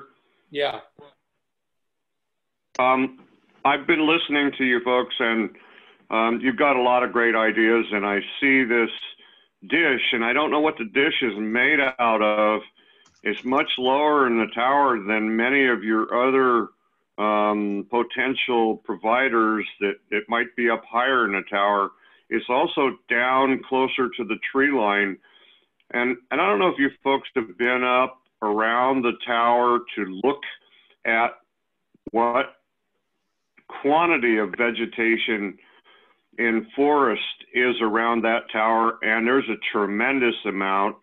And I'd assume that if we had 20 or 30 mile an hour winds and a fire up there, that probably everything would be lost on that tower. And during the fires, the last few years of fires, the fire watch cameras that are all over Sonoma, east in the Mendocino, Lake County, and down the coast, but none between Oak Ridge and almost Fort Bragg. There's a big push now to try to get PG&E to get more of these cameras up, and a camera will give people in the monitoring zone an idea of smoke in seconds, whereas a fire may burn for hours, putting up a plume of smoke that the fire department wouldn't be contacted. So the communication and the speed at which we catch these fires is vitally important. As far as what Don is aiming at, I agree totally that we need a camera on that tower. And again, you know, I go back to my comments on the dish. Is it flammable? Would 20-mile-an-hour winds with a fire terminate its use, make it inoperable for weeks, if not months? And would that hinder people that they're using that microwave dish for? Losing those things, as many as the last set of fires, was a tremendous loss for the firefighting community. And I know Randy's part of that, and he understands that people monitor these fire cams, and there's a website. You guys can go look at it, and just go down and pin Mendocino County and point your arrow on the Mendocino County center there, and it'll give you all the cameras that are kind of up and down. It's actually North Coast. Give you all the cameras up and down and over in the valley, clear over into I-80 and down even Lake County. You know, a lot of fires have been spotted over there. But anyway, I just kind of wanted to bring that up. If there is a fire, these trees are awfully close. They're going to want to trim them. I don't know if that's in the books here for people that don't want to see the tower, and if this increases visual characteristics of the tower to show a dish, an 8-foot dish, and how fireproof is it in this situation. But I thought I'd bring those things up. Thank you. So John, thank you for your for getting on there and contributing your comments, because I think you know a little bit more about these fire monitoring systems than many of us do, for sure. And I do think that there's a pressing need now for more automated monitoring systems, because as we know, fires can break out, as John mentioned. It can start burning, and nobody will see it until it's really going strong. I think that's what happened last year with all the fires from the lightning strikes. A lot of them were not discovered right away. So they started to burn and then burn out of control. So, I think there's a very strong argument that we have this type of monitoring equipment here, right in the Gualala area. And I think we need to pass a motion to that effect. A separate motion, and then include it with our letter to the county on the microwave installation, correct? Correct. To John's point, may I share a screen with you? Sure. Sure. Go ahead. Yeah, go ahead. Okay. Here's the screen that I think John is talking about of the North Bay cameras. This is a CAL FIRE site under alertwildfire.org, North Bay. And you can see here that there are a number of cameras. For example, here's Mount Oak Tam. Ridge is your closest one. Oak Ridge, let's see where that is. Here it is. So here's Oak Ridge. And I can zoom in there a little bit. And it shows you what it's looking at right now. It's looking east. Whereabouts is Oak Ridge? Well, let me back out here. So there's Cloverdale. It's looking right at Cloverdale right now. It's Annapolis. It's up there in Annapolis. I see. So there are cameras out there now. There's probably other ones that, you know, I don't think it's really for us to say where the best place to put the camera is. Perhaps we could ask the county staff to explore the possibility of, if one's needed, on the Telespan tower, and if so, to negotiate that with Telespan, or to suggest it to Telespan, since they'd be financially motivated to do that. So Tom, you still there? Yes, I am. That new arrow to the north on the coast is a camera that's being installed on the Fish Rock Tower. Was not there before. It would not come up last week, so it's not complete. That's a helpful link in this whole camera grid network to help us provide service. And I think this one would even be more helpful for those down in Gualala. Yeah, you can see where this one is. There's On Old Fish Stage Rock Road. Thanks for pointing that out, John. It's on the north end of our service area on Fish Rock Road here. On Fish Rock Road. So would a proposed camera on the Telespan tower be redundant? No. No? No, Okay. absolutely not. Okay, good to hear. The Telespan tower would be about where my pointer is here. Okay. No, we should definitely pursue this in one manner or another. Well, I think just asking the county to explore that possibility would be the appropriate step here. Okay, and then separately, Don and I could contact Telespan. To see or the county could. Or the county, okay. Yeah, that's really for the county. PG&E sponsors many of these. If you see the upper right corner of all those cameras, you see PG&E. You also see Sonoma, and you see some CAL FIRE ones. But you see PG&E's on just a power pole or transmission tower, so they're not really up like these big tall towers are. Right. Yeah. It's a good point, John. So, you know, this is what I was getting at earlier. I don't really know the appropriate agencies or companies that may be involved in this. Jared raised the point of the Telespan has a financial motivation to do this. PG&E obviously has some motivation to do this. The fire safety people have motivation to do this. And for GMAC to say we want this seems a little bit of an overreach to me. I wonder if we can just ask the county to explore that possibility on whether a fire safety camera on the Telespan tower would benefit our community. Okay, what do you think, Don? Well, let me. Go ahead.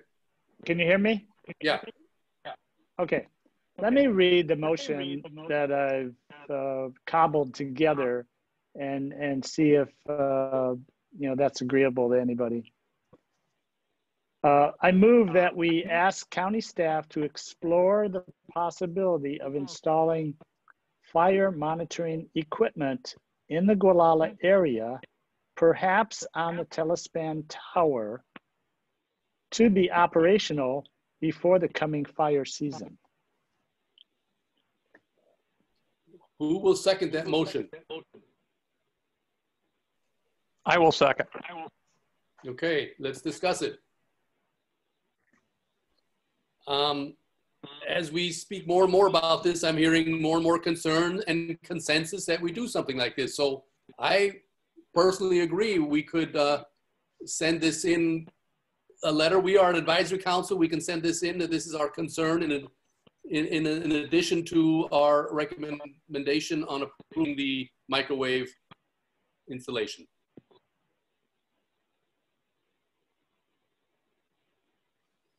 Anybody else? And how long do you think it will take the county to respond? We'll have to follow up with him. Yeah, definitely. It sounds like a good plan since we can't have fire towers installed around here. Well, everybody else in agreement with that motion of Don's? Let's take a vote. Yeah. Okay, Melissa, Aye. Don, Aye. Tom, Aye. and Robert. I'm an aye. Okay, that was very good, helpful input, I thought.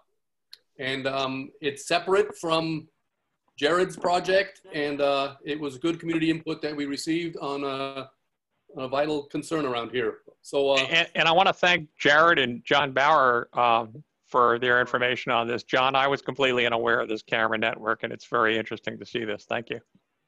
well, you sure pulled it up fast. Well, as a hired equipment operator for Cal Fire and the only one in the community, probably clear down to Timber Cove and up into Elk. I watched these things, and last year during the lightning strikes, it was phenomenal how many fires they picked up and were showing. And of course, they had burnovers on some of them that completely lost them. But it's the fastest way to get information in a smoke plume that's out there. Helicopters, bombers, all these firefighters driving in vehicles take hours. Helicopters and bombers are only minutes away and can slow a fire down. That's your first obvious chance to stop one. And I think Ted Williams is 100% behind me. I hope he's on tonight. He said he would be, but this is very important. Anytime the opportunity comes up, I even think we need one up at the airbase. And I don't know what the airbase has. If there is a camera at the Sea Ranch Tower, it's not being utilized in a fashion that shows up on these fire cams. So you guys are doing great. Stay on top of it. Thank you. Thank you, John. Okay, so very good. Thanks. Thank you, John. Welcome. So that was a good topic. That was our main topic on our meeting tonight, the use permit or the use modification permit. Onward we shall go here to number 6, council matters. Under old business, we have a quorum update from Tom. Yeah, actually, we do not. I was hoping that Assistant County Clerk Skylar Gravatt would be back to me. He and I have been in regular communication for more than a month on this issue. He has been talking to county council about it. There's 2 or 3 county councils who are consulting on this, and apparently they have not come to a conclusion on what to do about this discrepancy. And the standing order to us is to continue to consider a quorum of 4 when we hold our meetings. You can't find anybody that can read and count on one hand? You can't what? God almighty. Well, Melissa, it's the first and last sentence of that paragraph you referred to, Melissa, apparently contradict each other. And even the fellow who wrote it says that it was not intended to say what it says in the first sentence. So that's a pretty clear indication. And everybody I've spoken to on it, including the county clerk's office, says that it doesn't make any sense to have a rule where whoever shows up is the quorum, because then you could have 1 or 2 people be GMAC on a given night. So they're reviewing it. They'll get back to us, and they are working on it. A quorum is a majority of the members. Period. End of sentence. End of paragraph. Yeah, I know. It's not. That's not the. That was not the intent. So it doesn't matter what the intent is. A quorum. The definition of a quorum is the majority of the members. Period. Full stop. We have a 7-member council. No, you have 4 members of the council. At present, a majority. Right. A quorum is the majority of the members. Melissa and Tom, I suggest we leave this on the agenda, and we'll have a further update on the quorum issue in next month. Okay? Okay. Here. But yes. All good points. Okay, let's go on to our Gcap Ad Hoc Committee. That's Tom and I myself.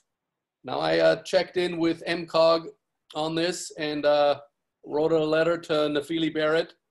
And she wrote back, and she said she wishes she had better news to report regarding the ATP grant. So unfortunately, our application has not been recommended for approval by the California Transportation Commission staff at this time. So that was a little disappointing to hear. She does encourage, does have some encouraging news that they did like the application, but as far as MCOG goes and the Transportation Commission, the next call for projects will come out in about a year, the next call for grant projects. So in the meantime, Caltrans still has quite a bit of work to do in coming up with a final design process and pursuing the right of way. So I don't suspect that we'll have many updates in the community here in the upcoming months. But if there is something coming our way from Caltrans or MCOG, we'll certainly let you know. Tom, you have any input, any further input? Just to explain to everybody that ATP is Alternate Transportation Program. That refers to the sidewalks, bike paths. That was the grant that they were going for. Governor Newsom vetoed the Safe Streets program a couple of years ago. And in his veto message, he put it up to Caltrans saying they have a large budget already and should be able to take money from that to provide these services. The sidewalks is a big part of the streetscape project. It actually is the curb of the street. So Caltrans needs to nail down that part. We have time to do that because the project isn't scheduled for construction for at least 5 years.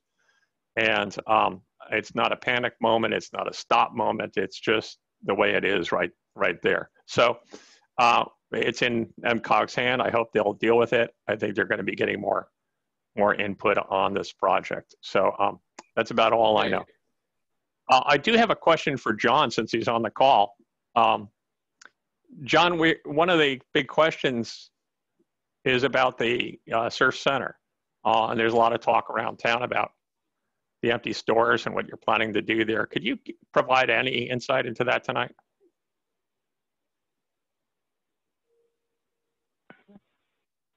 Is John still there? I see his name. Yeah, I was muted there for a moment. Okay.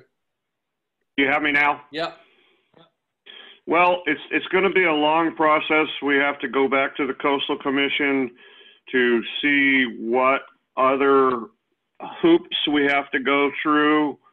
And I have to find a new designer. The person who did the original, those beautiful perspective sketches that you guys have seen, is no longer in business. And so we have quite a bit of time to spend here. I'd say we probably have a couple of years worth of getting ready. So it may fit nicely, hopefully just in front of the streetscape, but who knows? So that's where we are right now. Yes. And so thank you for that, John. It's very helpful. And it's good to know that you're moving in that direction, and we wish you Godspeed on that. We'll look forward to seeing any new designs you submit to the county. Well, at this point, to get something before the county, we need to deal with the Coastal Commission and their requirements for the surf parcel and the retaining wall and whatever else we're sitting there. Plus, we have to put a complete project together for that parcel and or those two parcels. And it's going to take some time. There are a lot of, like I say, a lot of hoops to go through to try to keep it functioning. Well, I don't want to make any commitment on behalf of the council. We can't do that until we see an actual application. But I think everybody agrees it's heading in the right direction. The idea of opening up that ocean view is certainly in line with the town plan. Let me ask you this. I hear what you're saying, but I'm wondering, is there a demolition permit existing for the empty buildings now? Is it possible that as an interim step, some of those could be flattened and provide more parking for the surf, which is, as you know, it's just a continuing issue. And this council has acted several times trying to make sure that there's adequate parking for the surf market. We all love that store.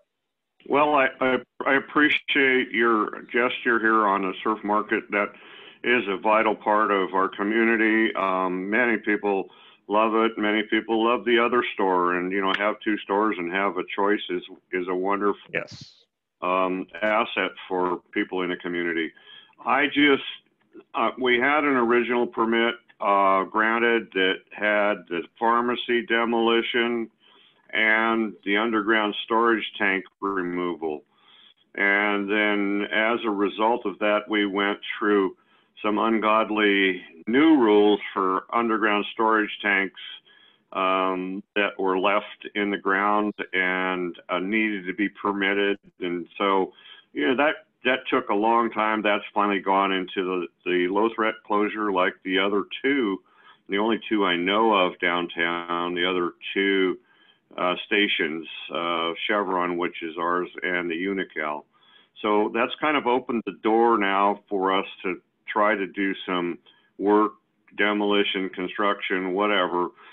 But one of the most important parts is that there will be certain fees that the county will levy on us for buildings in that commercial zone. And the goal here is to replace an equal amount of square footage with the current square footage, but make it much more usable in the parking lot, a much nicer visual corridor.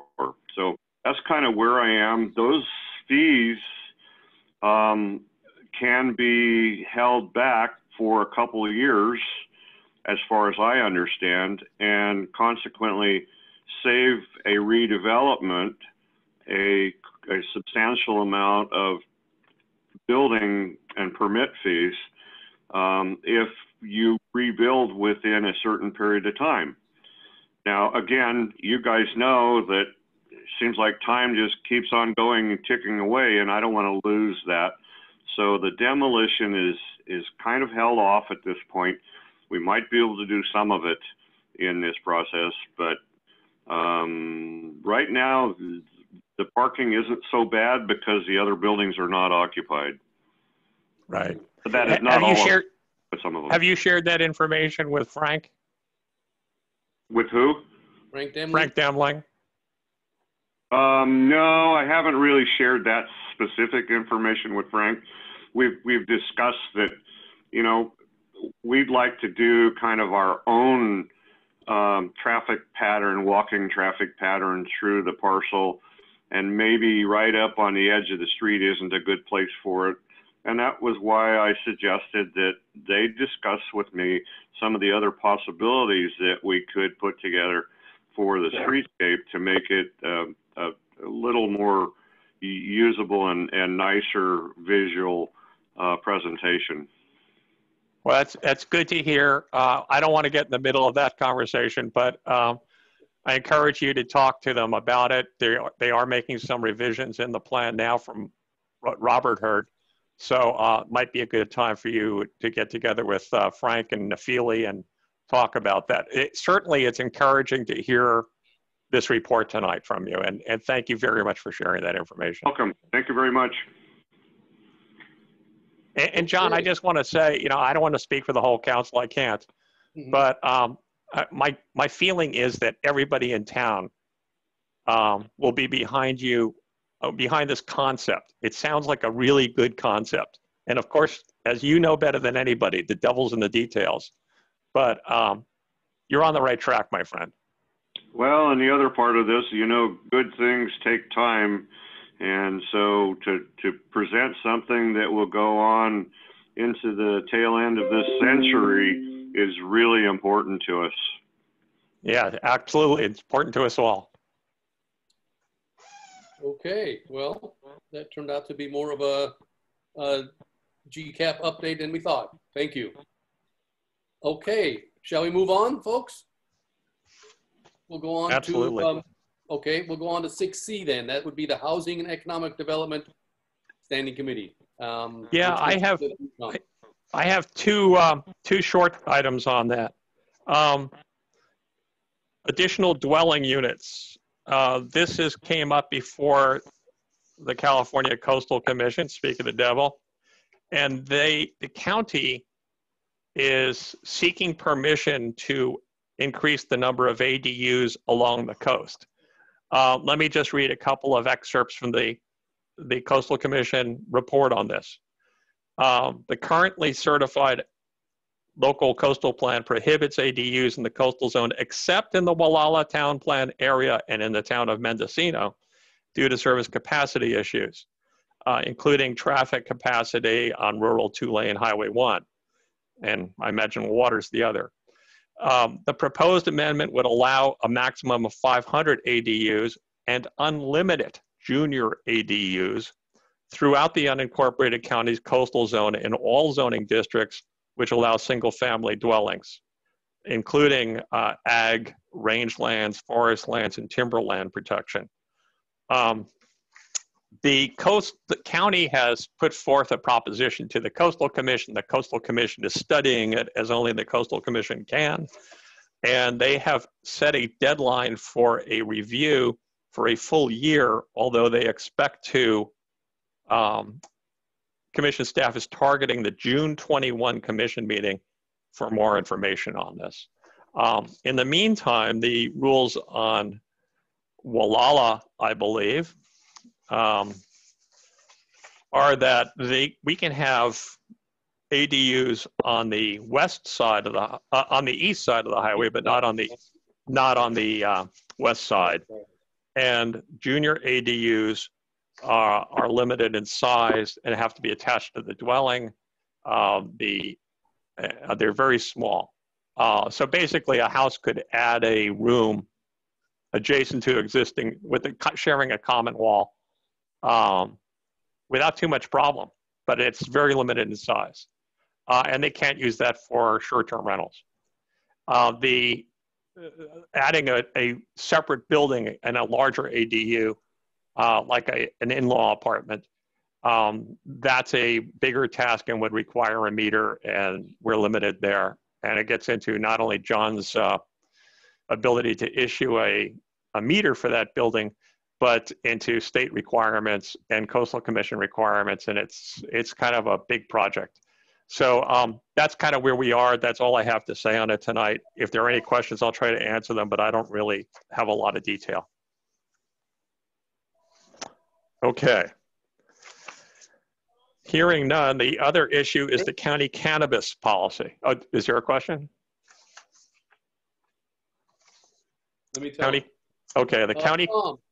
Yeah. Tom, I got a phone call from Mary Mobert and she got disconnected. And she's I see. Yes. Okay. I was distracted here. Okay, bye. She's coming back in. Mary, I will brief you on what I just reported if you missed it. The second issue is the cannabis ordinance in the county. This is tangential to our area, but I thought I'd mention that both the Planning Commission and the county supervisors are going to be looking at expanding the cannabis ordinance to allow much bigger lots. Currently, I got this information from the Covelo Cannabis Advocacy Group, which is a group of growers based in Covelo. And their cover letter says the county is set to open larger commercial areas once phase 3 is passed. Currently, they allow in phase 1 only 10,000 square feet of plant canopy in a designated zoning. Under the proposed phase 3 ordinance, permits would be discretionary through a land use permit process. So we may somewhere see permits coming to us. 3 identified types of zones would be permitted to expand cultivation to 10% of acreage allowance. So they could be in ag land, upland residential, rangeland. For example, if a parcel was 100 acres in rangeland, it could have up to 10 acres of cannabis, as opposed to 10,000 square feet, which is only 100 by 100 feet. So it's quite a big change that they're considering. There's no action on us tonight. There's nothing going on, but I wanted to make the community aware of it and the council aware of it, that this is pending before the county supervisors and the planning commission. I think that is it for the Housing and Economic Standing Committee tonight. Okay, Tom, thank you very much for your report. On the number to 6D, the electric vehicle charging station. Do you have anything on that for us tonight, Don? Not a whole lot. The only thing I have is that received communication from Janet Orth at MCOG. This is a couple of weeks ago. Apparently this month she is going to be meeting with somebody from Caltrans, and we'll be discussing the issue of ceding some of that pullout to the county in order for the county to then potentially approve the placement of an electric vehicle fast charging station in that location. So that, we're at the early stages of this. The idea is get a place where we can install the electric vehicle charging station and then find funding. And I guess on that, I'm kind of counting on the Biden administration. They've come out with a very strong statement regarding building out a nationwide infrastructure for electric vehicle charging. So, this is going to be happening across the country at some point. And I think we would just want to be in a position that we could take advantage of this funding, hopefully, once it comes in place or is available. All so right, that's really all I have. Okay, thanks. On to E is Telecommunications Ad Hoc Committee. That's the two of you, Tom and Don. Yeah, I have a couple of items there. Don, do you have anything? You want to go? No, I don't, not really. Okay, I have very short items on this.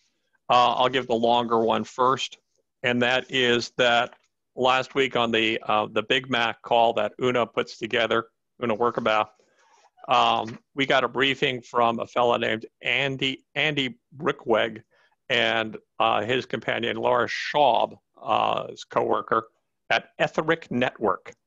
Etheric Network is a company, Northern California company, that just got a large grant from the FCC to help coordinate and expand broadband service in rural areas of Northern California.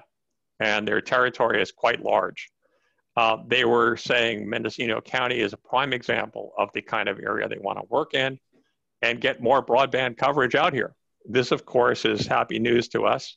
It's a 10-year grant. However, they expect to be building in much less time than that. But there's that big a grant. It's a 10-year grant. And then we got into the details. And the details were very, very fuzzy, candidly. And I asked Mr. Breckwig about that. And he said, yes, you're right. We will have more detail this summer. They intend to talk to different providers. I said, are you going to be talking to Further Reach, and Sky Fiber, and Dish, and how does this all tie together? I told them about Calneva. I told them about our elderly population and our native populations and the difficulty in reaching out to them. And everything I asked about got a very positive response from him saying, yes, we're going to be working on that. So one of the things, for example, was we have a lot of seniors who really don't have an adequate computer to get onto broadband or even know how to use it. Yes, they're going to do training. Yes, they're going to be working with them. I said, what about Further Reach, Sky Fiber, Calneva, Dish, and Starlink? And he says, yes, we're going to be working with all of them. We haven't figured out how yet, but we're going to be working with all of them. Will this create jobs? Yes. 10% of the fund, 10% of funds will go to local employees. 10% of funds will go to local employees at a large grant. That sounds good. And they will be paying living wages. And 5G will be a basic standard.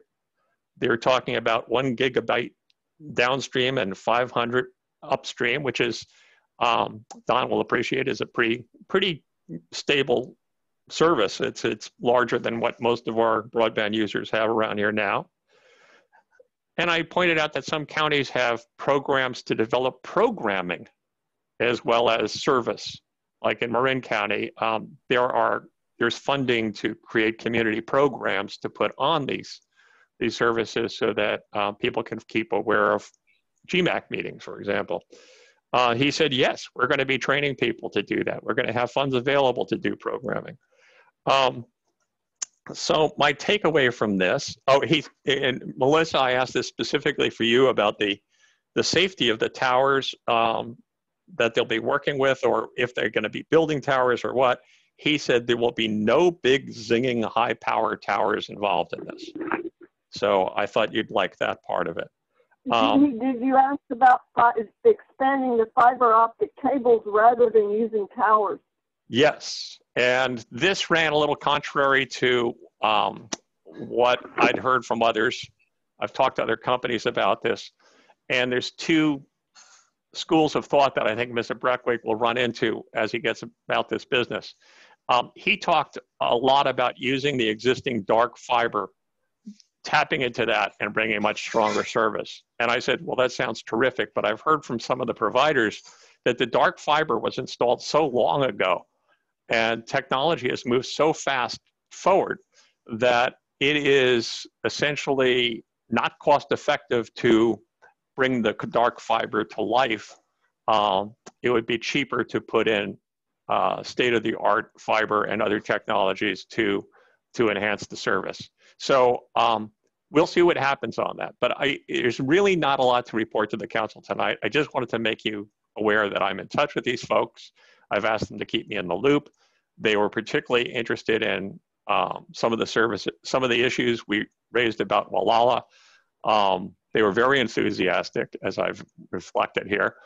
And we'll see if we stay in touch with them and hear more by the summer. But it's a 10-year grant, so these guys are going to be around for a while, and I suppose all our broadband providers are going to be hearing from them.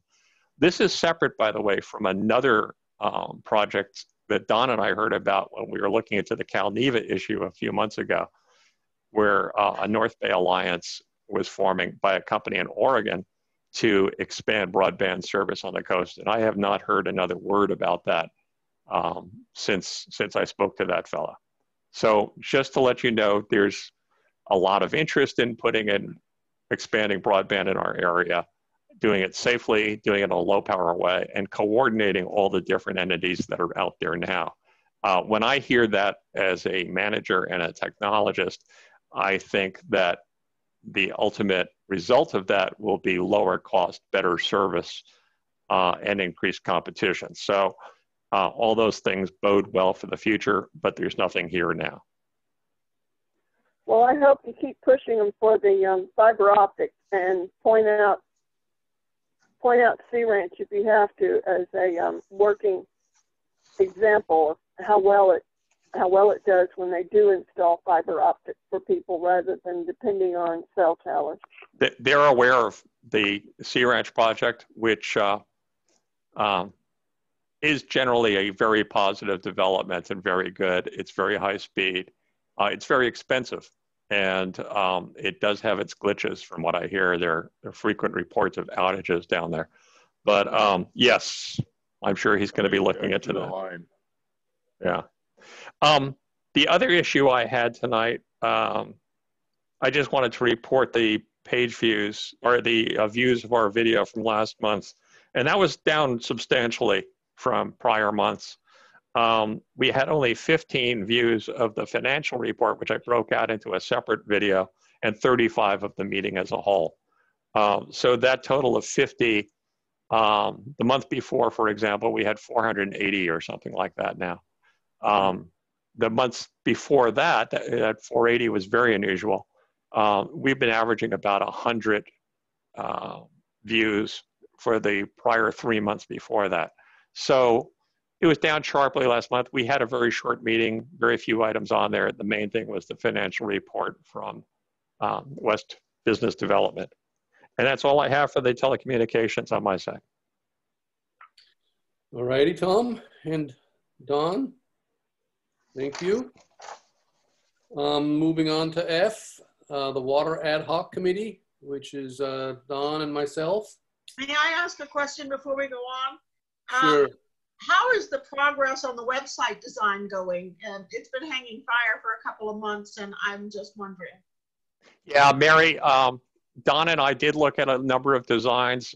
We really didn't make any progress on that. We were making some progress around August when the council was downsized, and we just basically put that on the back burner for now. Okay. It's not a huge project. Don and I need to put our heads together and look at some designs. We may actually just want to start over on reviewing designs. But once we are able to work together, the other thing is physical separation. It would be much easier if we were in the same room doing this. But it hasn't slipped our mind.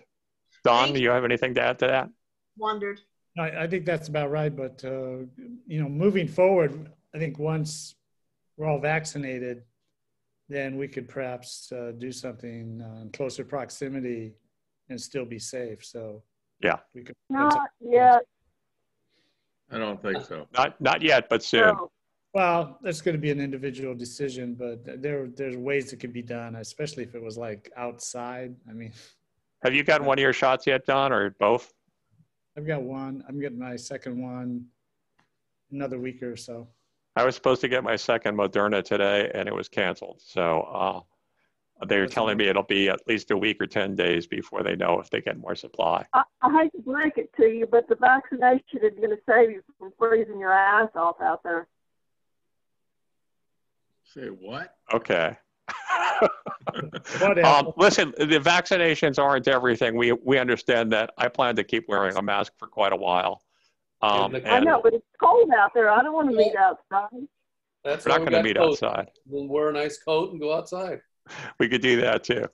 Randy has a question. Yeah, I see Randy has a question. Okay, so the Sea Ranch, I was there and we put in the fiber optic, 52 miles of it. And we brought it all the way in from Annapolis to the Sea Ranch. And I said, what about Gualala? Because I live here and I work there. And they said, Gualala turned it down. Did you guys ever get a letter of interest in connecting to the Sea Ranch Connect? I don't ever recall anything like that. No. I had heard that. I had heard that very same thing, Randy. I had heard that there was a decision when Sea Ranch decided to do its project. It approached Gualala. Now, Gualala, I don't know who they approached in Gualala. Robert would know if it was GMAC. I don't think it would be appropriate to approach GMAC. It would probably be the county. And from what I heard, and this is, I don't even know where this information came from, was that there was a financial contribution and it was turned down. So that's what I heard, but I never heard more than that. Well, the only thing you'd have to do is bring it across a bridge, and I'll tell you what, it's 50 kb up and 50 kb down, and it's wild. And I know you might have heard some bad things about it, but all I've heard is good.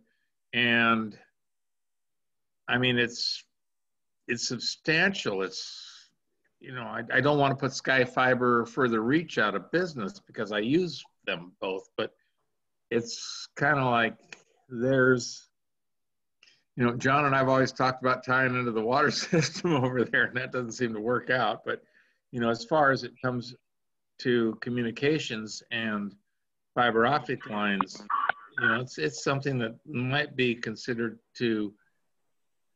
There's a new community manager over there. There's some couple new people over there, and it might be something somebody might want to think about. Yeah, it's something that people do think about. We have the fiber, I believe the fiber actually comes through Gualala. We have it here, yes. And we could, theoretically it could be tapped, but that's the dark fiber that they were talking about. So and it's not in the south of Sea Ranch, south of Annapolis Road, nobody has it. And it's not going in soon. And I know several people who live down there that are not happy with the situation. They can't even get a phone, let alone, internet. And it's very very disappointing to them. They're Well, yeah, not very happy about it. I know out in Annapolis, the line goes right by their house.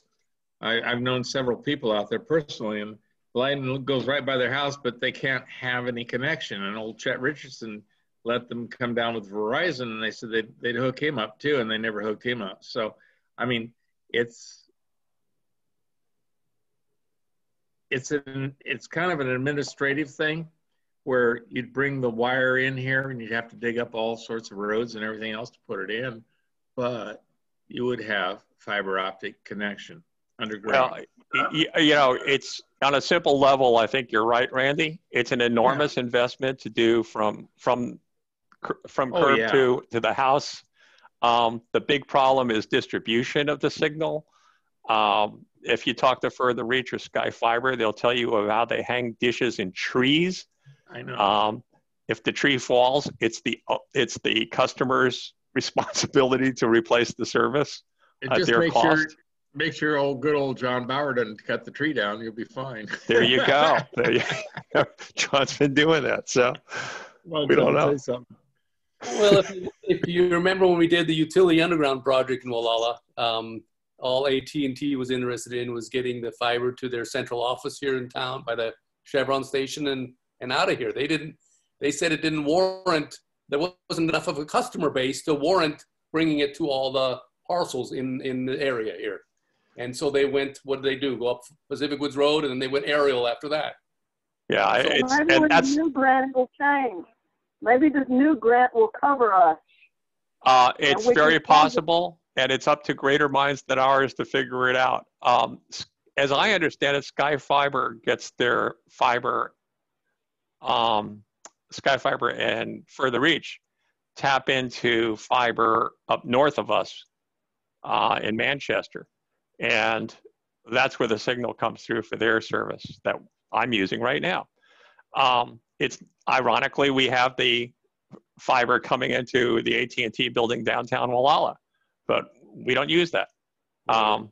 So, you know, there are greater minds than ours working on this all the time.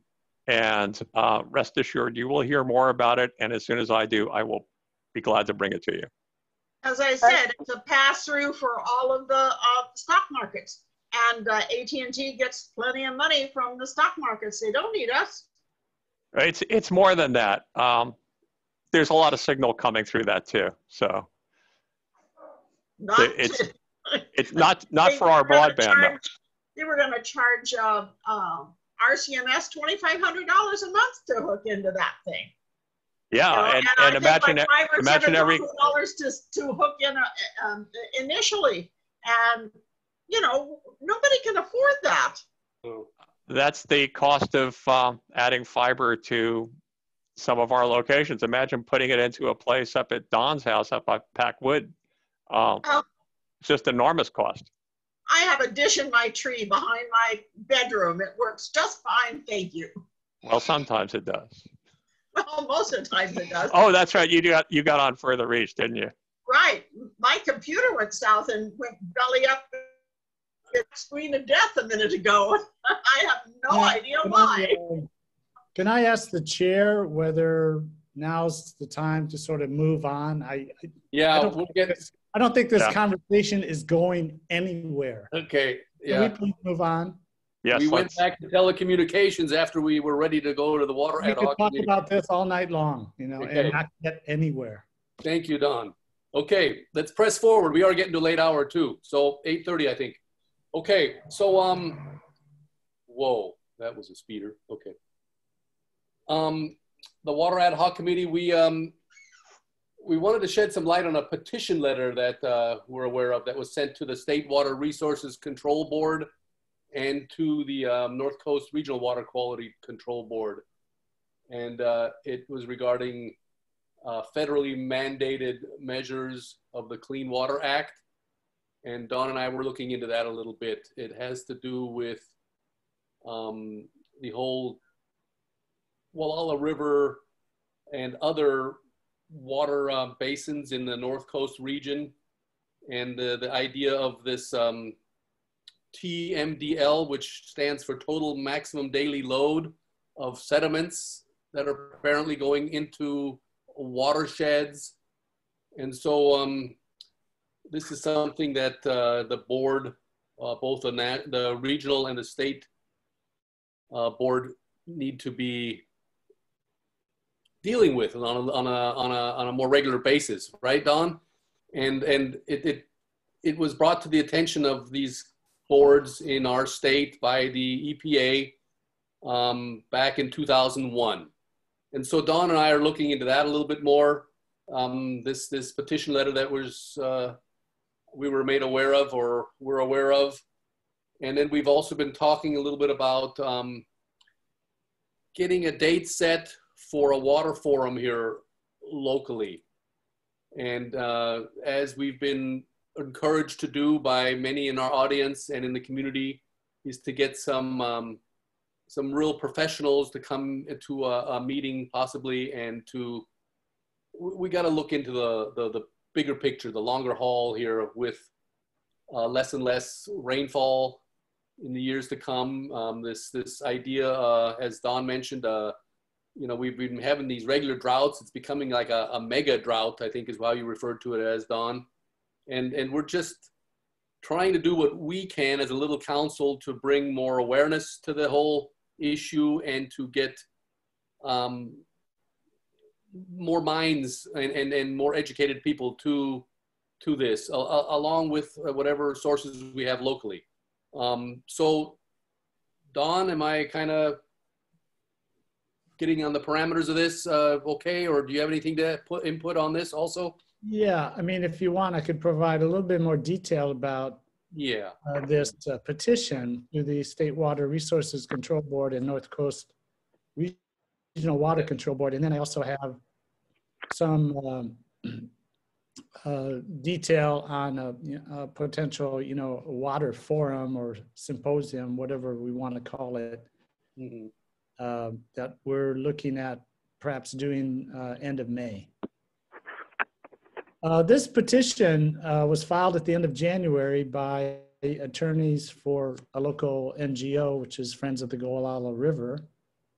It concerns a federal environmental protection agency mandated measures to assure water quality in rivers such as the Gualala. The state water boards, the petition alleges, have consistently failed to take into account the previous established TMDL, which is total maximum daily load. This was established in 2001 when considering timber harvest plans and other forest activities. A TMDL, this gets a little technical, but I'm not going to go on for very long here. A TMDL is the calculation of the maximum amount of pollutant allowed to enter a water body, so that the water body will meet and continue to meet water quality standards for that particular pollutant. In the case of the Gualala River, this is primarily runoff from logging roads and trails, leading to a buildup of sediment in the river. Finally, if no action is taken by the water boards, apparently Fogger has stated its intention to file a petition for writ of mandate in Superior Court, basically forcing the water boards to act. Robert, if I'm not mistaken, our recommendation here is that the GMAC Water Committee research this issue and come back in April with possibly a recommendation for action. One potential action might be a letter to the state and regional water boards and the Board of Supervisors, of course, weighing in on this issue. Exactly. We'd like to just present the rest of the council members with what we've been talking about, and prepare something for our April meeting that we can hopefully get approval on from the rest of you, and, you know, pursue this a little further. Yeah, in April, the intention would be to have a longer discussion on this issue. And then also to come to a meeting of the minds on what we're going to do regarding the forum. Yeah, now regarding the forum, I think we discussed a tentative date for the end of May. which hopefully gives us enough time to organize things. I have down here as recommended agenda topics a few things like maintaining and enhancing the biodiversity along the Gualala River, its tributaries, floodplains, and watershed, and why this is important. Also, protecting fish habitat and compatible recreation. Climate change impacts now being felt along the coast and in the watershed. A water system comparison between North Gualala Water Company and, say, the Sea Ranch, in terms of how they deal with water delivery and storage. Planning for the future in a Mendocino coast world with much less rainfall. And then measures we can all take as individuals to conserve water resources and protect biodiversity. The idea, for this forum would be to recruit knowledgeable participants, experts, to lead a discussion on each of these issues and others perhaps, and encourage questions from forum attendees. The forum would be recorded. This would probably be a Zoom event, and then reposted on YouTube and the GMAC website. Any possible action items that come up out of the forum could then be taken up at subsequent public GMAC meetings. So that's just, I think, a rough outline of what we're starting to work with, if I'm not mistaken, Robert, in terms of putting together this forum. Right. Well said, Don. So we encourage any input or any suggestions from the audience on this, and hopefully you all agree that it would be a pertinent topic. I recall a couple of years back when there were people out in the public that organized the fire forum. It was a really well-attended event, and so I think water is just as important of an issue, and we need to try to start something up along those lines here in our council. So yeah, may I say something? Yeah, please, Tom. Yeah, I think it's great news that you guys are working on this. I look forward to hearing that expanded report. Just to tell Melissa, who didn't know this, is that I've sent you an introduction to a fellow named Keith Taylor at UC Davis Extension, who's really an urban planning economic development specialist. And I'm going to be talking to him about some economic development issues, but I would encourage you to tie in that economic development to water as well. We can't build houses. We can't really support our industries without adequate water supplies and well-managed water supplies. And he's offered to introduce you guys to some other experts. You have his information, and I'll leave it to you guys to follow up on that. But I think he can help identify some of the right people to be talking to, in addition to our local experts. I know you guys will include all our local experts in this thinking as well. So good luck on that. I look forward to hearing the report.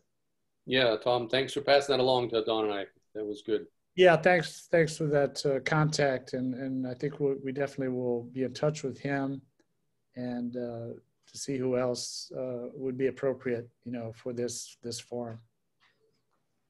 Oh, and the marijuana thing I mentioned earlier, the cannabis program. Imagine if they do approve phase 3 with 10% of, large parcels dedicated to cannabis growth. How much water will that take? So that's another aspect of that you might want to look at. Oh, yeah. Definitely. Okay. Moving on to G. I haven't been in contact with Greg Warner lately, but I know 2, 3, 4 weeks ago when I last saw him on a Friday, he said he didn't have the new boundary map yet, or one of his staff members there or staff people did. So the reason why we want that new volunteer fire department boundary map is because the GMAC jurisdictional area coincides with that South Coast Fire District map. and we'll know if anything has changed regarding our jurisdictional area as a result of that.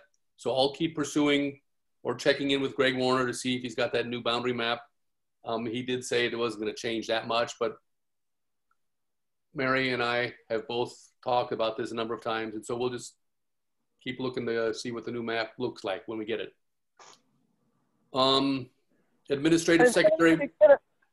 What's that, Melissa? As soon as you get a copy of it, you need to run it in an article in the ICO saying, if you live in this area, please apply. And you qualify, please apply for a seat on the GMAC. Right, they have to be a resident and they have to vote in Mendocino County. Yeah, we would do that, especially if it's an expanded boundary by chance. But we'll see when we get the map. Expanded or different, or either one. Yeah, okay, we will do, Melissa. Number 7, Administrative Secretary Mobert's report. Are you still there, Mary? Did she get cut off again? No. I'm still here. I was on mute. I have a squeaky chair. I worked 14 hours. Materials were $4.48 for a total of $214.48. I forgot to add that the cost of 10 stamps, $11 to this month. You know, so, she is, right? I will put it in, or last month, the February, so I'll put it into March. But anyway, that's my report. I have yet to be paid for January, and am looking to find my check, and I don't know where it is. Yeah, I promised you that I'd check into that. I did once already for January, so I will do that again for you, okay? I have not had it for January. The December check came the February 4th or February 3rd, as I remember. So the county is getting slower and slower at this. It used to only take a week to process and then a week to cut. So it was 2 weeks after it was turned in. So now it's taking 30 days and more. So I have bills to pay. I'd like to do that. You sent me February's invoice the other day, right? And I'm going to get that off to the county right away too, and I'll give them another reminder on January's check due to you, okay? Yes, yes, and there wasn't that much to do in February, and so the bill was low. Okay. $214.48. Okay. Thanks for your report, Mary. Yep. Vice Chairman Murphy's report. Number 8, anything, Tom? Anything additional? I guess my only, it's not really a report, but a question for our chairman, which you can do in your report, is have you made any progress in speaking to the supervisor, to Ted, about appointments to our council? And also, I have a question for one of our guests on the call. MRA, if you could identify yourself, please, through chat or just get on verbally and just tell us who you are, because we'd like to put your name in our minutes to let people know you attended the meeting. And that's really all I have. I don't have any other comments tonight.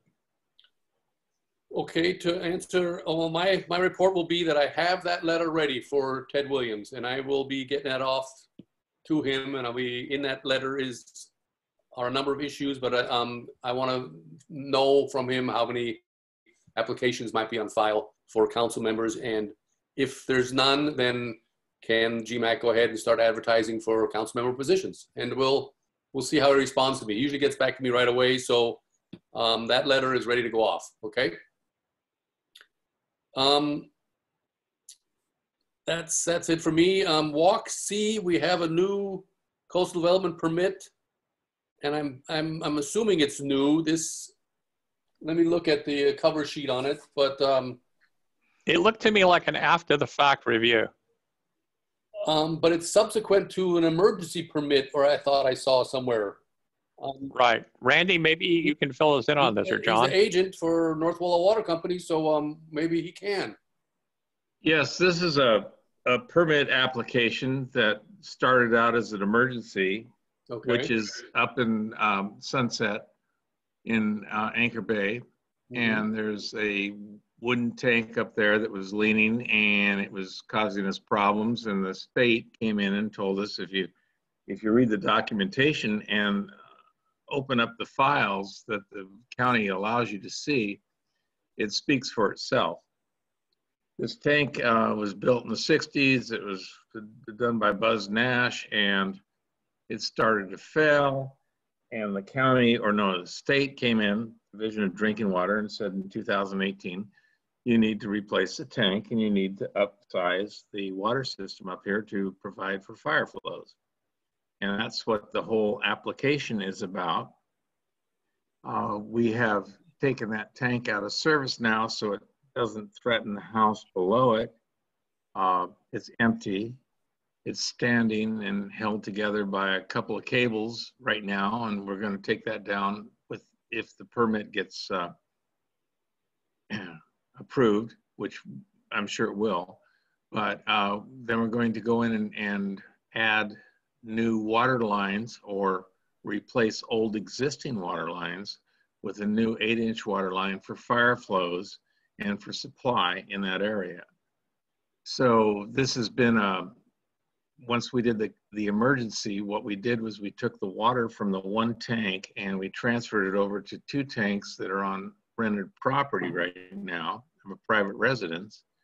And those 2 tanks serve to pump up to another tank up on the top of Sunset Drive.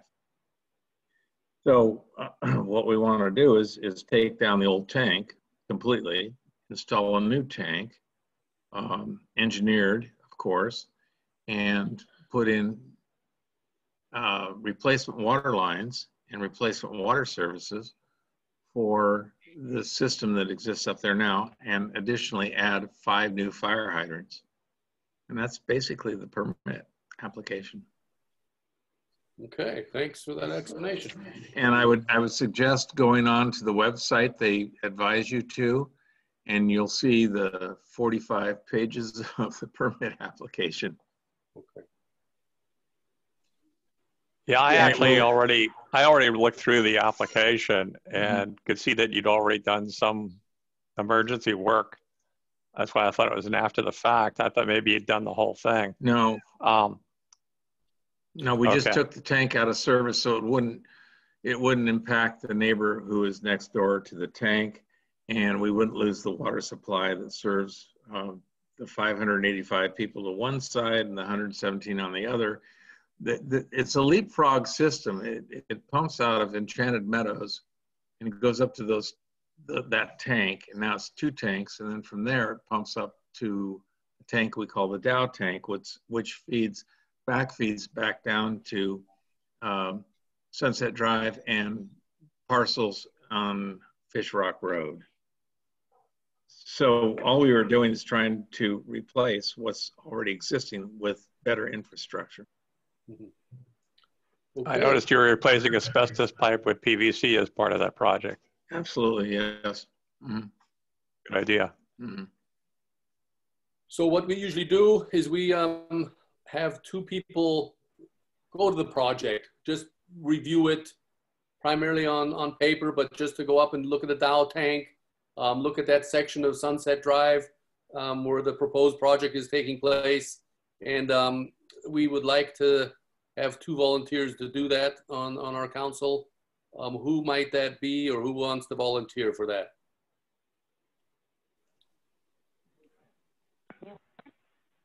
Hearing nobody from the 4 of us. Let me ask something else, Robert. There's another app on here for Quinn, which is a case that Melissa and I have already worked on. I was going to volunteer for that one if there's something to be done on that. I haven't talked to planning about it yet. I'm not aware of anything to be done on that one. Where are we walking and seeing that? I don't see it on the agenda. Well, yeah, it's item 11.2. Okay, but let's stick with North Gualala Water Company's CDP at the moment. How's that? Okay, I'll volunteer to follow up on Quinn if somebody else will take the water company. Okay, Don, Melissa, anybody? Okay, then. I could do I'll do the water company. Okay, then I guess I'll do it with you. How's that, Melissa? And then you do Quinn with Tom? Miss Melissa? Either one of those was on the agenda. Yeah, it's on item 11.2 on the agenda. If you volunteer. I didn't see any WalkSee assignment things on the agenda. Yeah, it may not be necessary, depending on the status of that. I thought I read it into the record a little bit earlier, but Melissa, I'll tell you what, you and I walked that originally. Do you remember Ms. Quinn? She came to one of our meetings in 2019, and you and I went up. It was that steep hillside place near Anchor Bay. Near the one near Anchor Bay that was this funny little road that kind of went back parallel to one and then went straight away, and it was this big place, and she had a little house that she wanted torn down, and yeah, and she had a big Humvee, which is what you needed to get in there. And you took a picture of me standing by an old growth redwood. That was it. I remember so that. since you and I worked on that originally, I would make a call to the county and find out if they need us to do anything else. I don't know if we need to do another walkthrough, but I'll take the lead on that if you want, if you'll work with me on that. I don't know if we'll need to go up there or not. Point out the new CDP to me, and I'll read through it. Since I remember it as easily as if I'd done it last week. It was an awesome place. Melissa, I can give you it in writing here, the whole thing that Mary brought to me. It's a major document. I don't think you'll have to walk it again, but you can. There'll be a lot of reading here. Oh, do you have a... It's CDP 20... Melissa, it's CDP 2016-03. I have a copy of it, yes. Robert, do you have a... You can go on the county site and find it. Do you have a paper copy of it, Robert? I do. That's what I was just letting you know, Melissa, and I can let you borrow it and read it through. Mary brought it to me. You can loan it to me when you give me a copy of that other thing I'm supposed to fill out. Right, the conflict of interest 700 form. Okay, we'll do that. And if you volunteer with Tom to handle this item, then Don and I will do the North Gualala Water Company, and we're proceeding towards adjournment. All right. Yeah. I make a motion that we adjourn. Okay. Do we have a second? There's an item number 10 for agenda for April 1. Well, that's a given, you guys. We will hear this in our April meeting. I'm sorry. Okay. Okay. I second the adjournment motion. Oh, wait. Robert, you have until the 10th of March, according to the notice that went out to you guys. So if you want some help, let me know. 10th of March. Well, we don't meet again until April. That's always the problem with these. I know. I can't help that. I'm sorry. Yeah, and the county can't either. They usually accept our input after the fact. So we'll actually. The planning department has no problem with anything that is late from any organization such as GMAC, because they understand that the meetings are only once a month, etc., and they've never had any problems. But Randy, thank you for the offer. We will get in touch with you if we have questions, okay? Okay, and you know how to get a hold of me, right? I do. Okay. 2331. No, I know how to get. No, that's GCS. That's GCSD. I know how to get a hold of you, Randy. Okay. Fine. Okay. Adjournment. Melissa, are you in favor of that? Aye. Okay. Don. Aye. Tom? Robert? Aye. Okay, well, good meeting. Thanks very much for everybody's input, and take care. Good night. Okay. Good night, Good night, all. Thanks a lot. Okay, bye.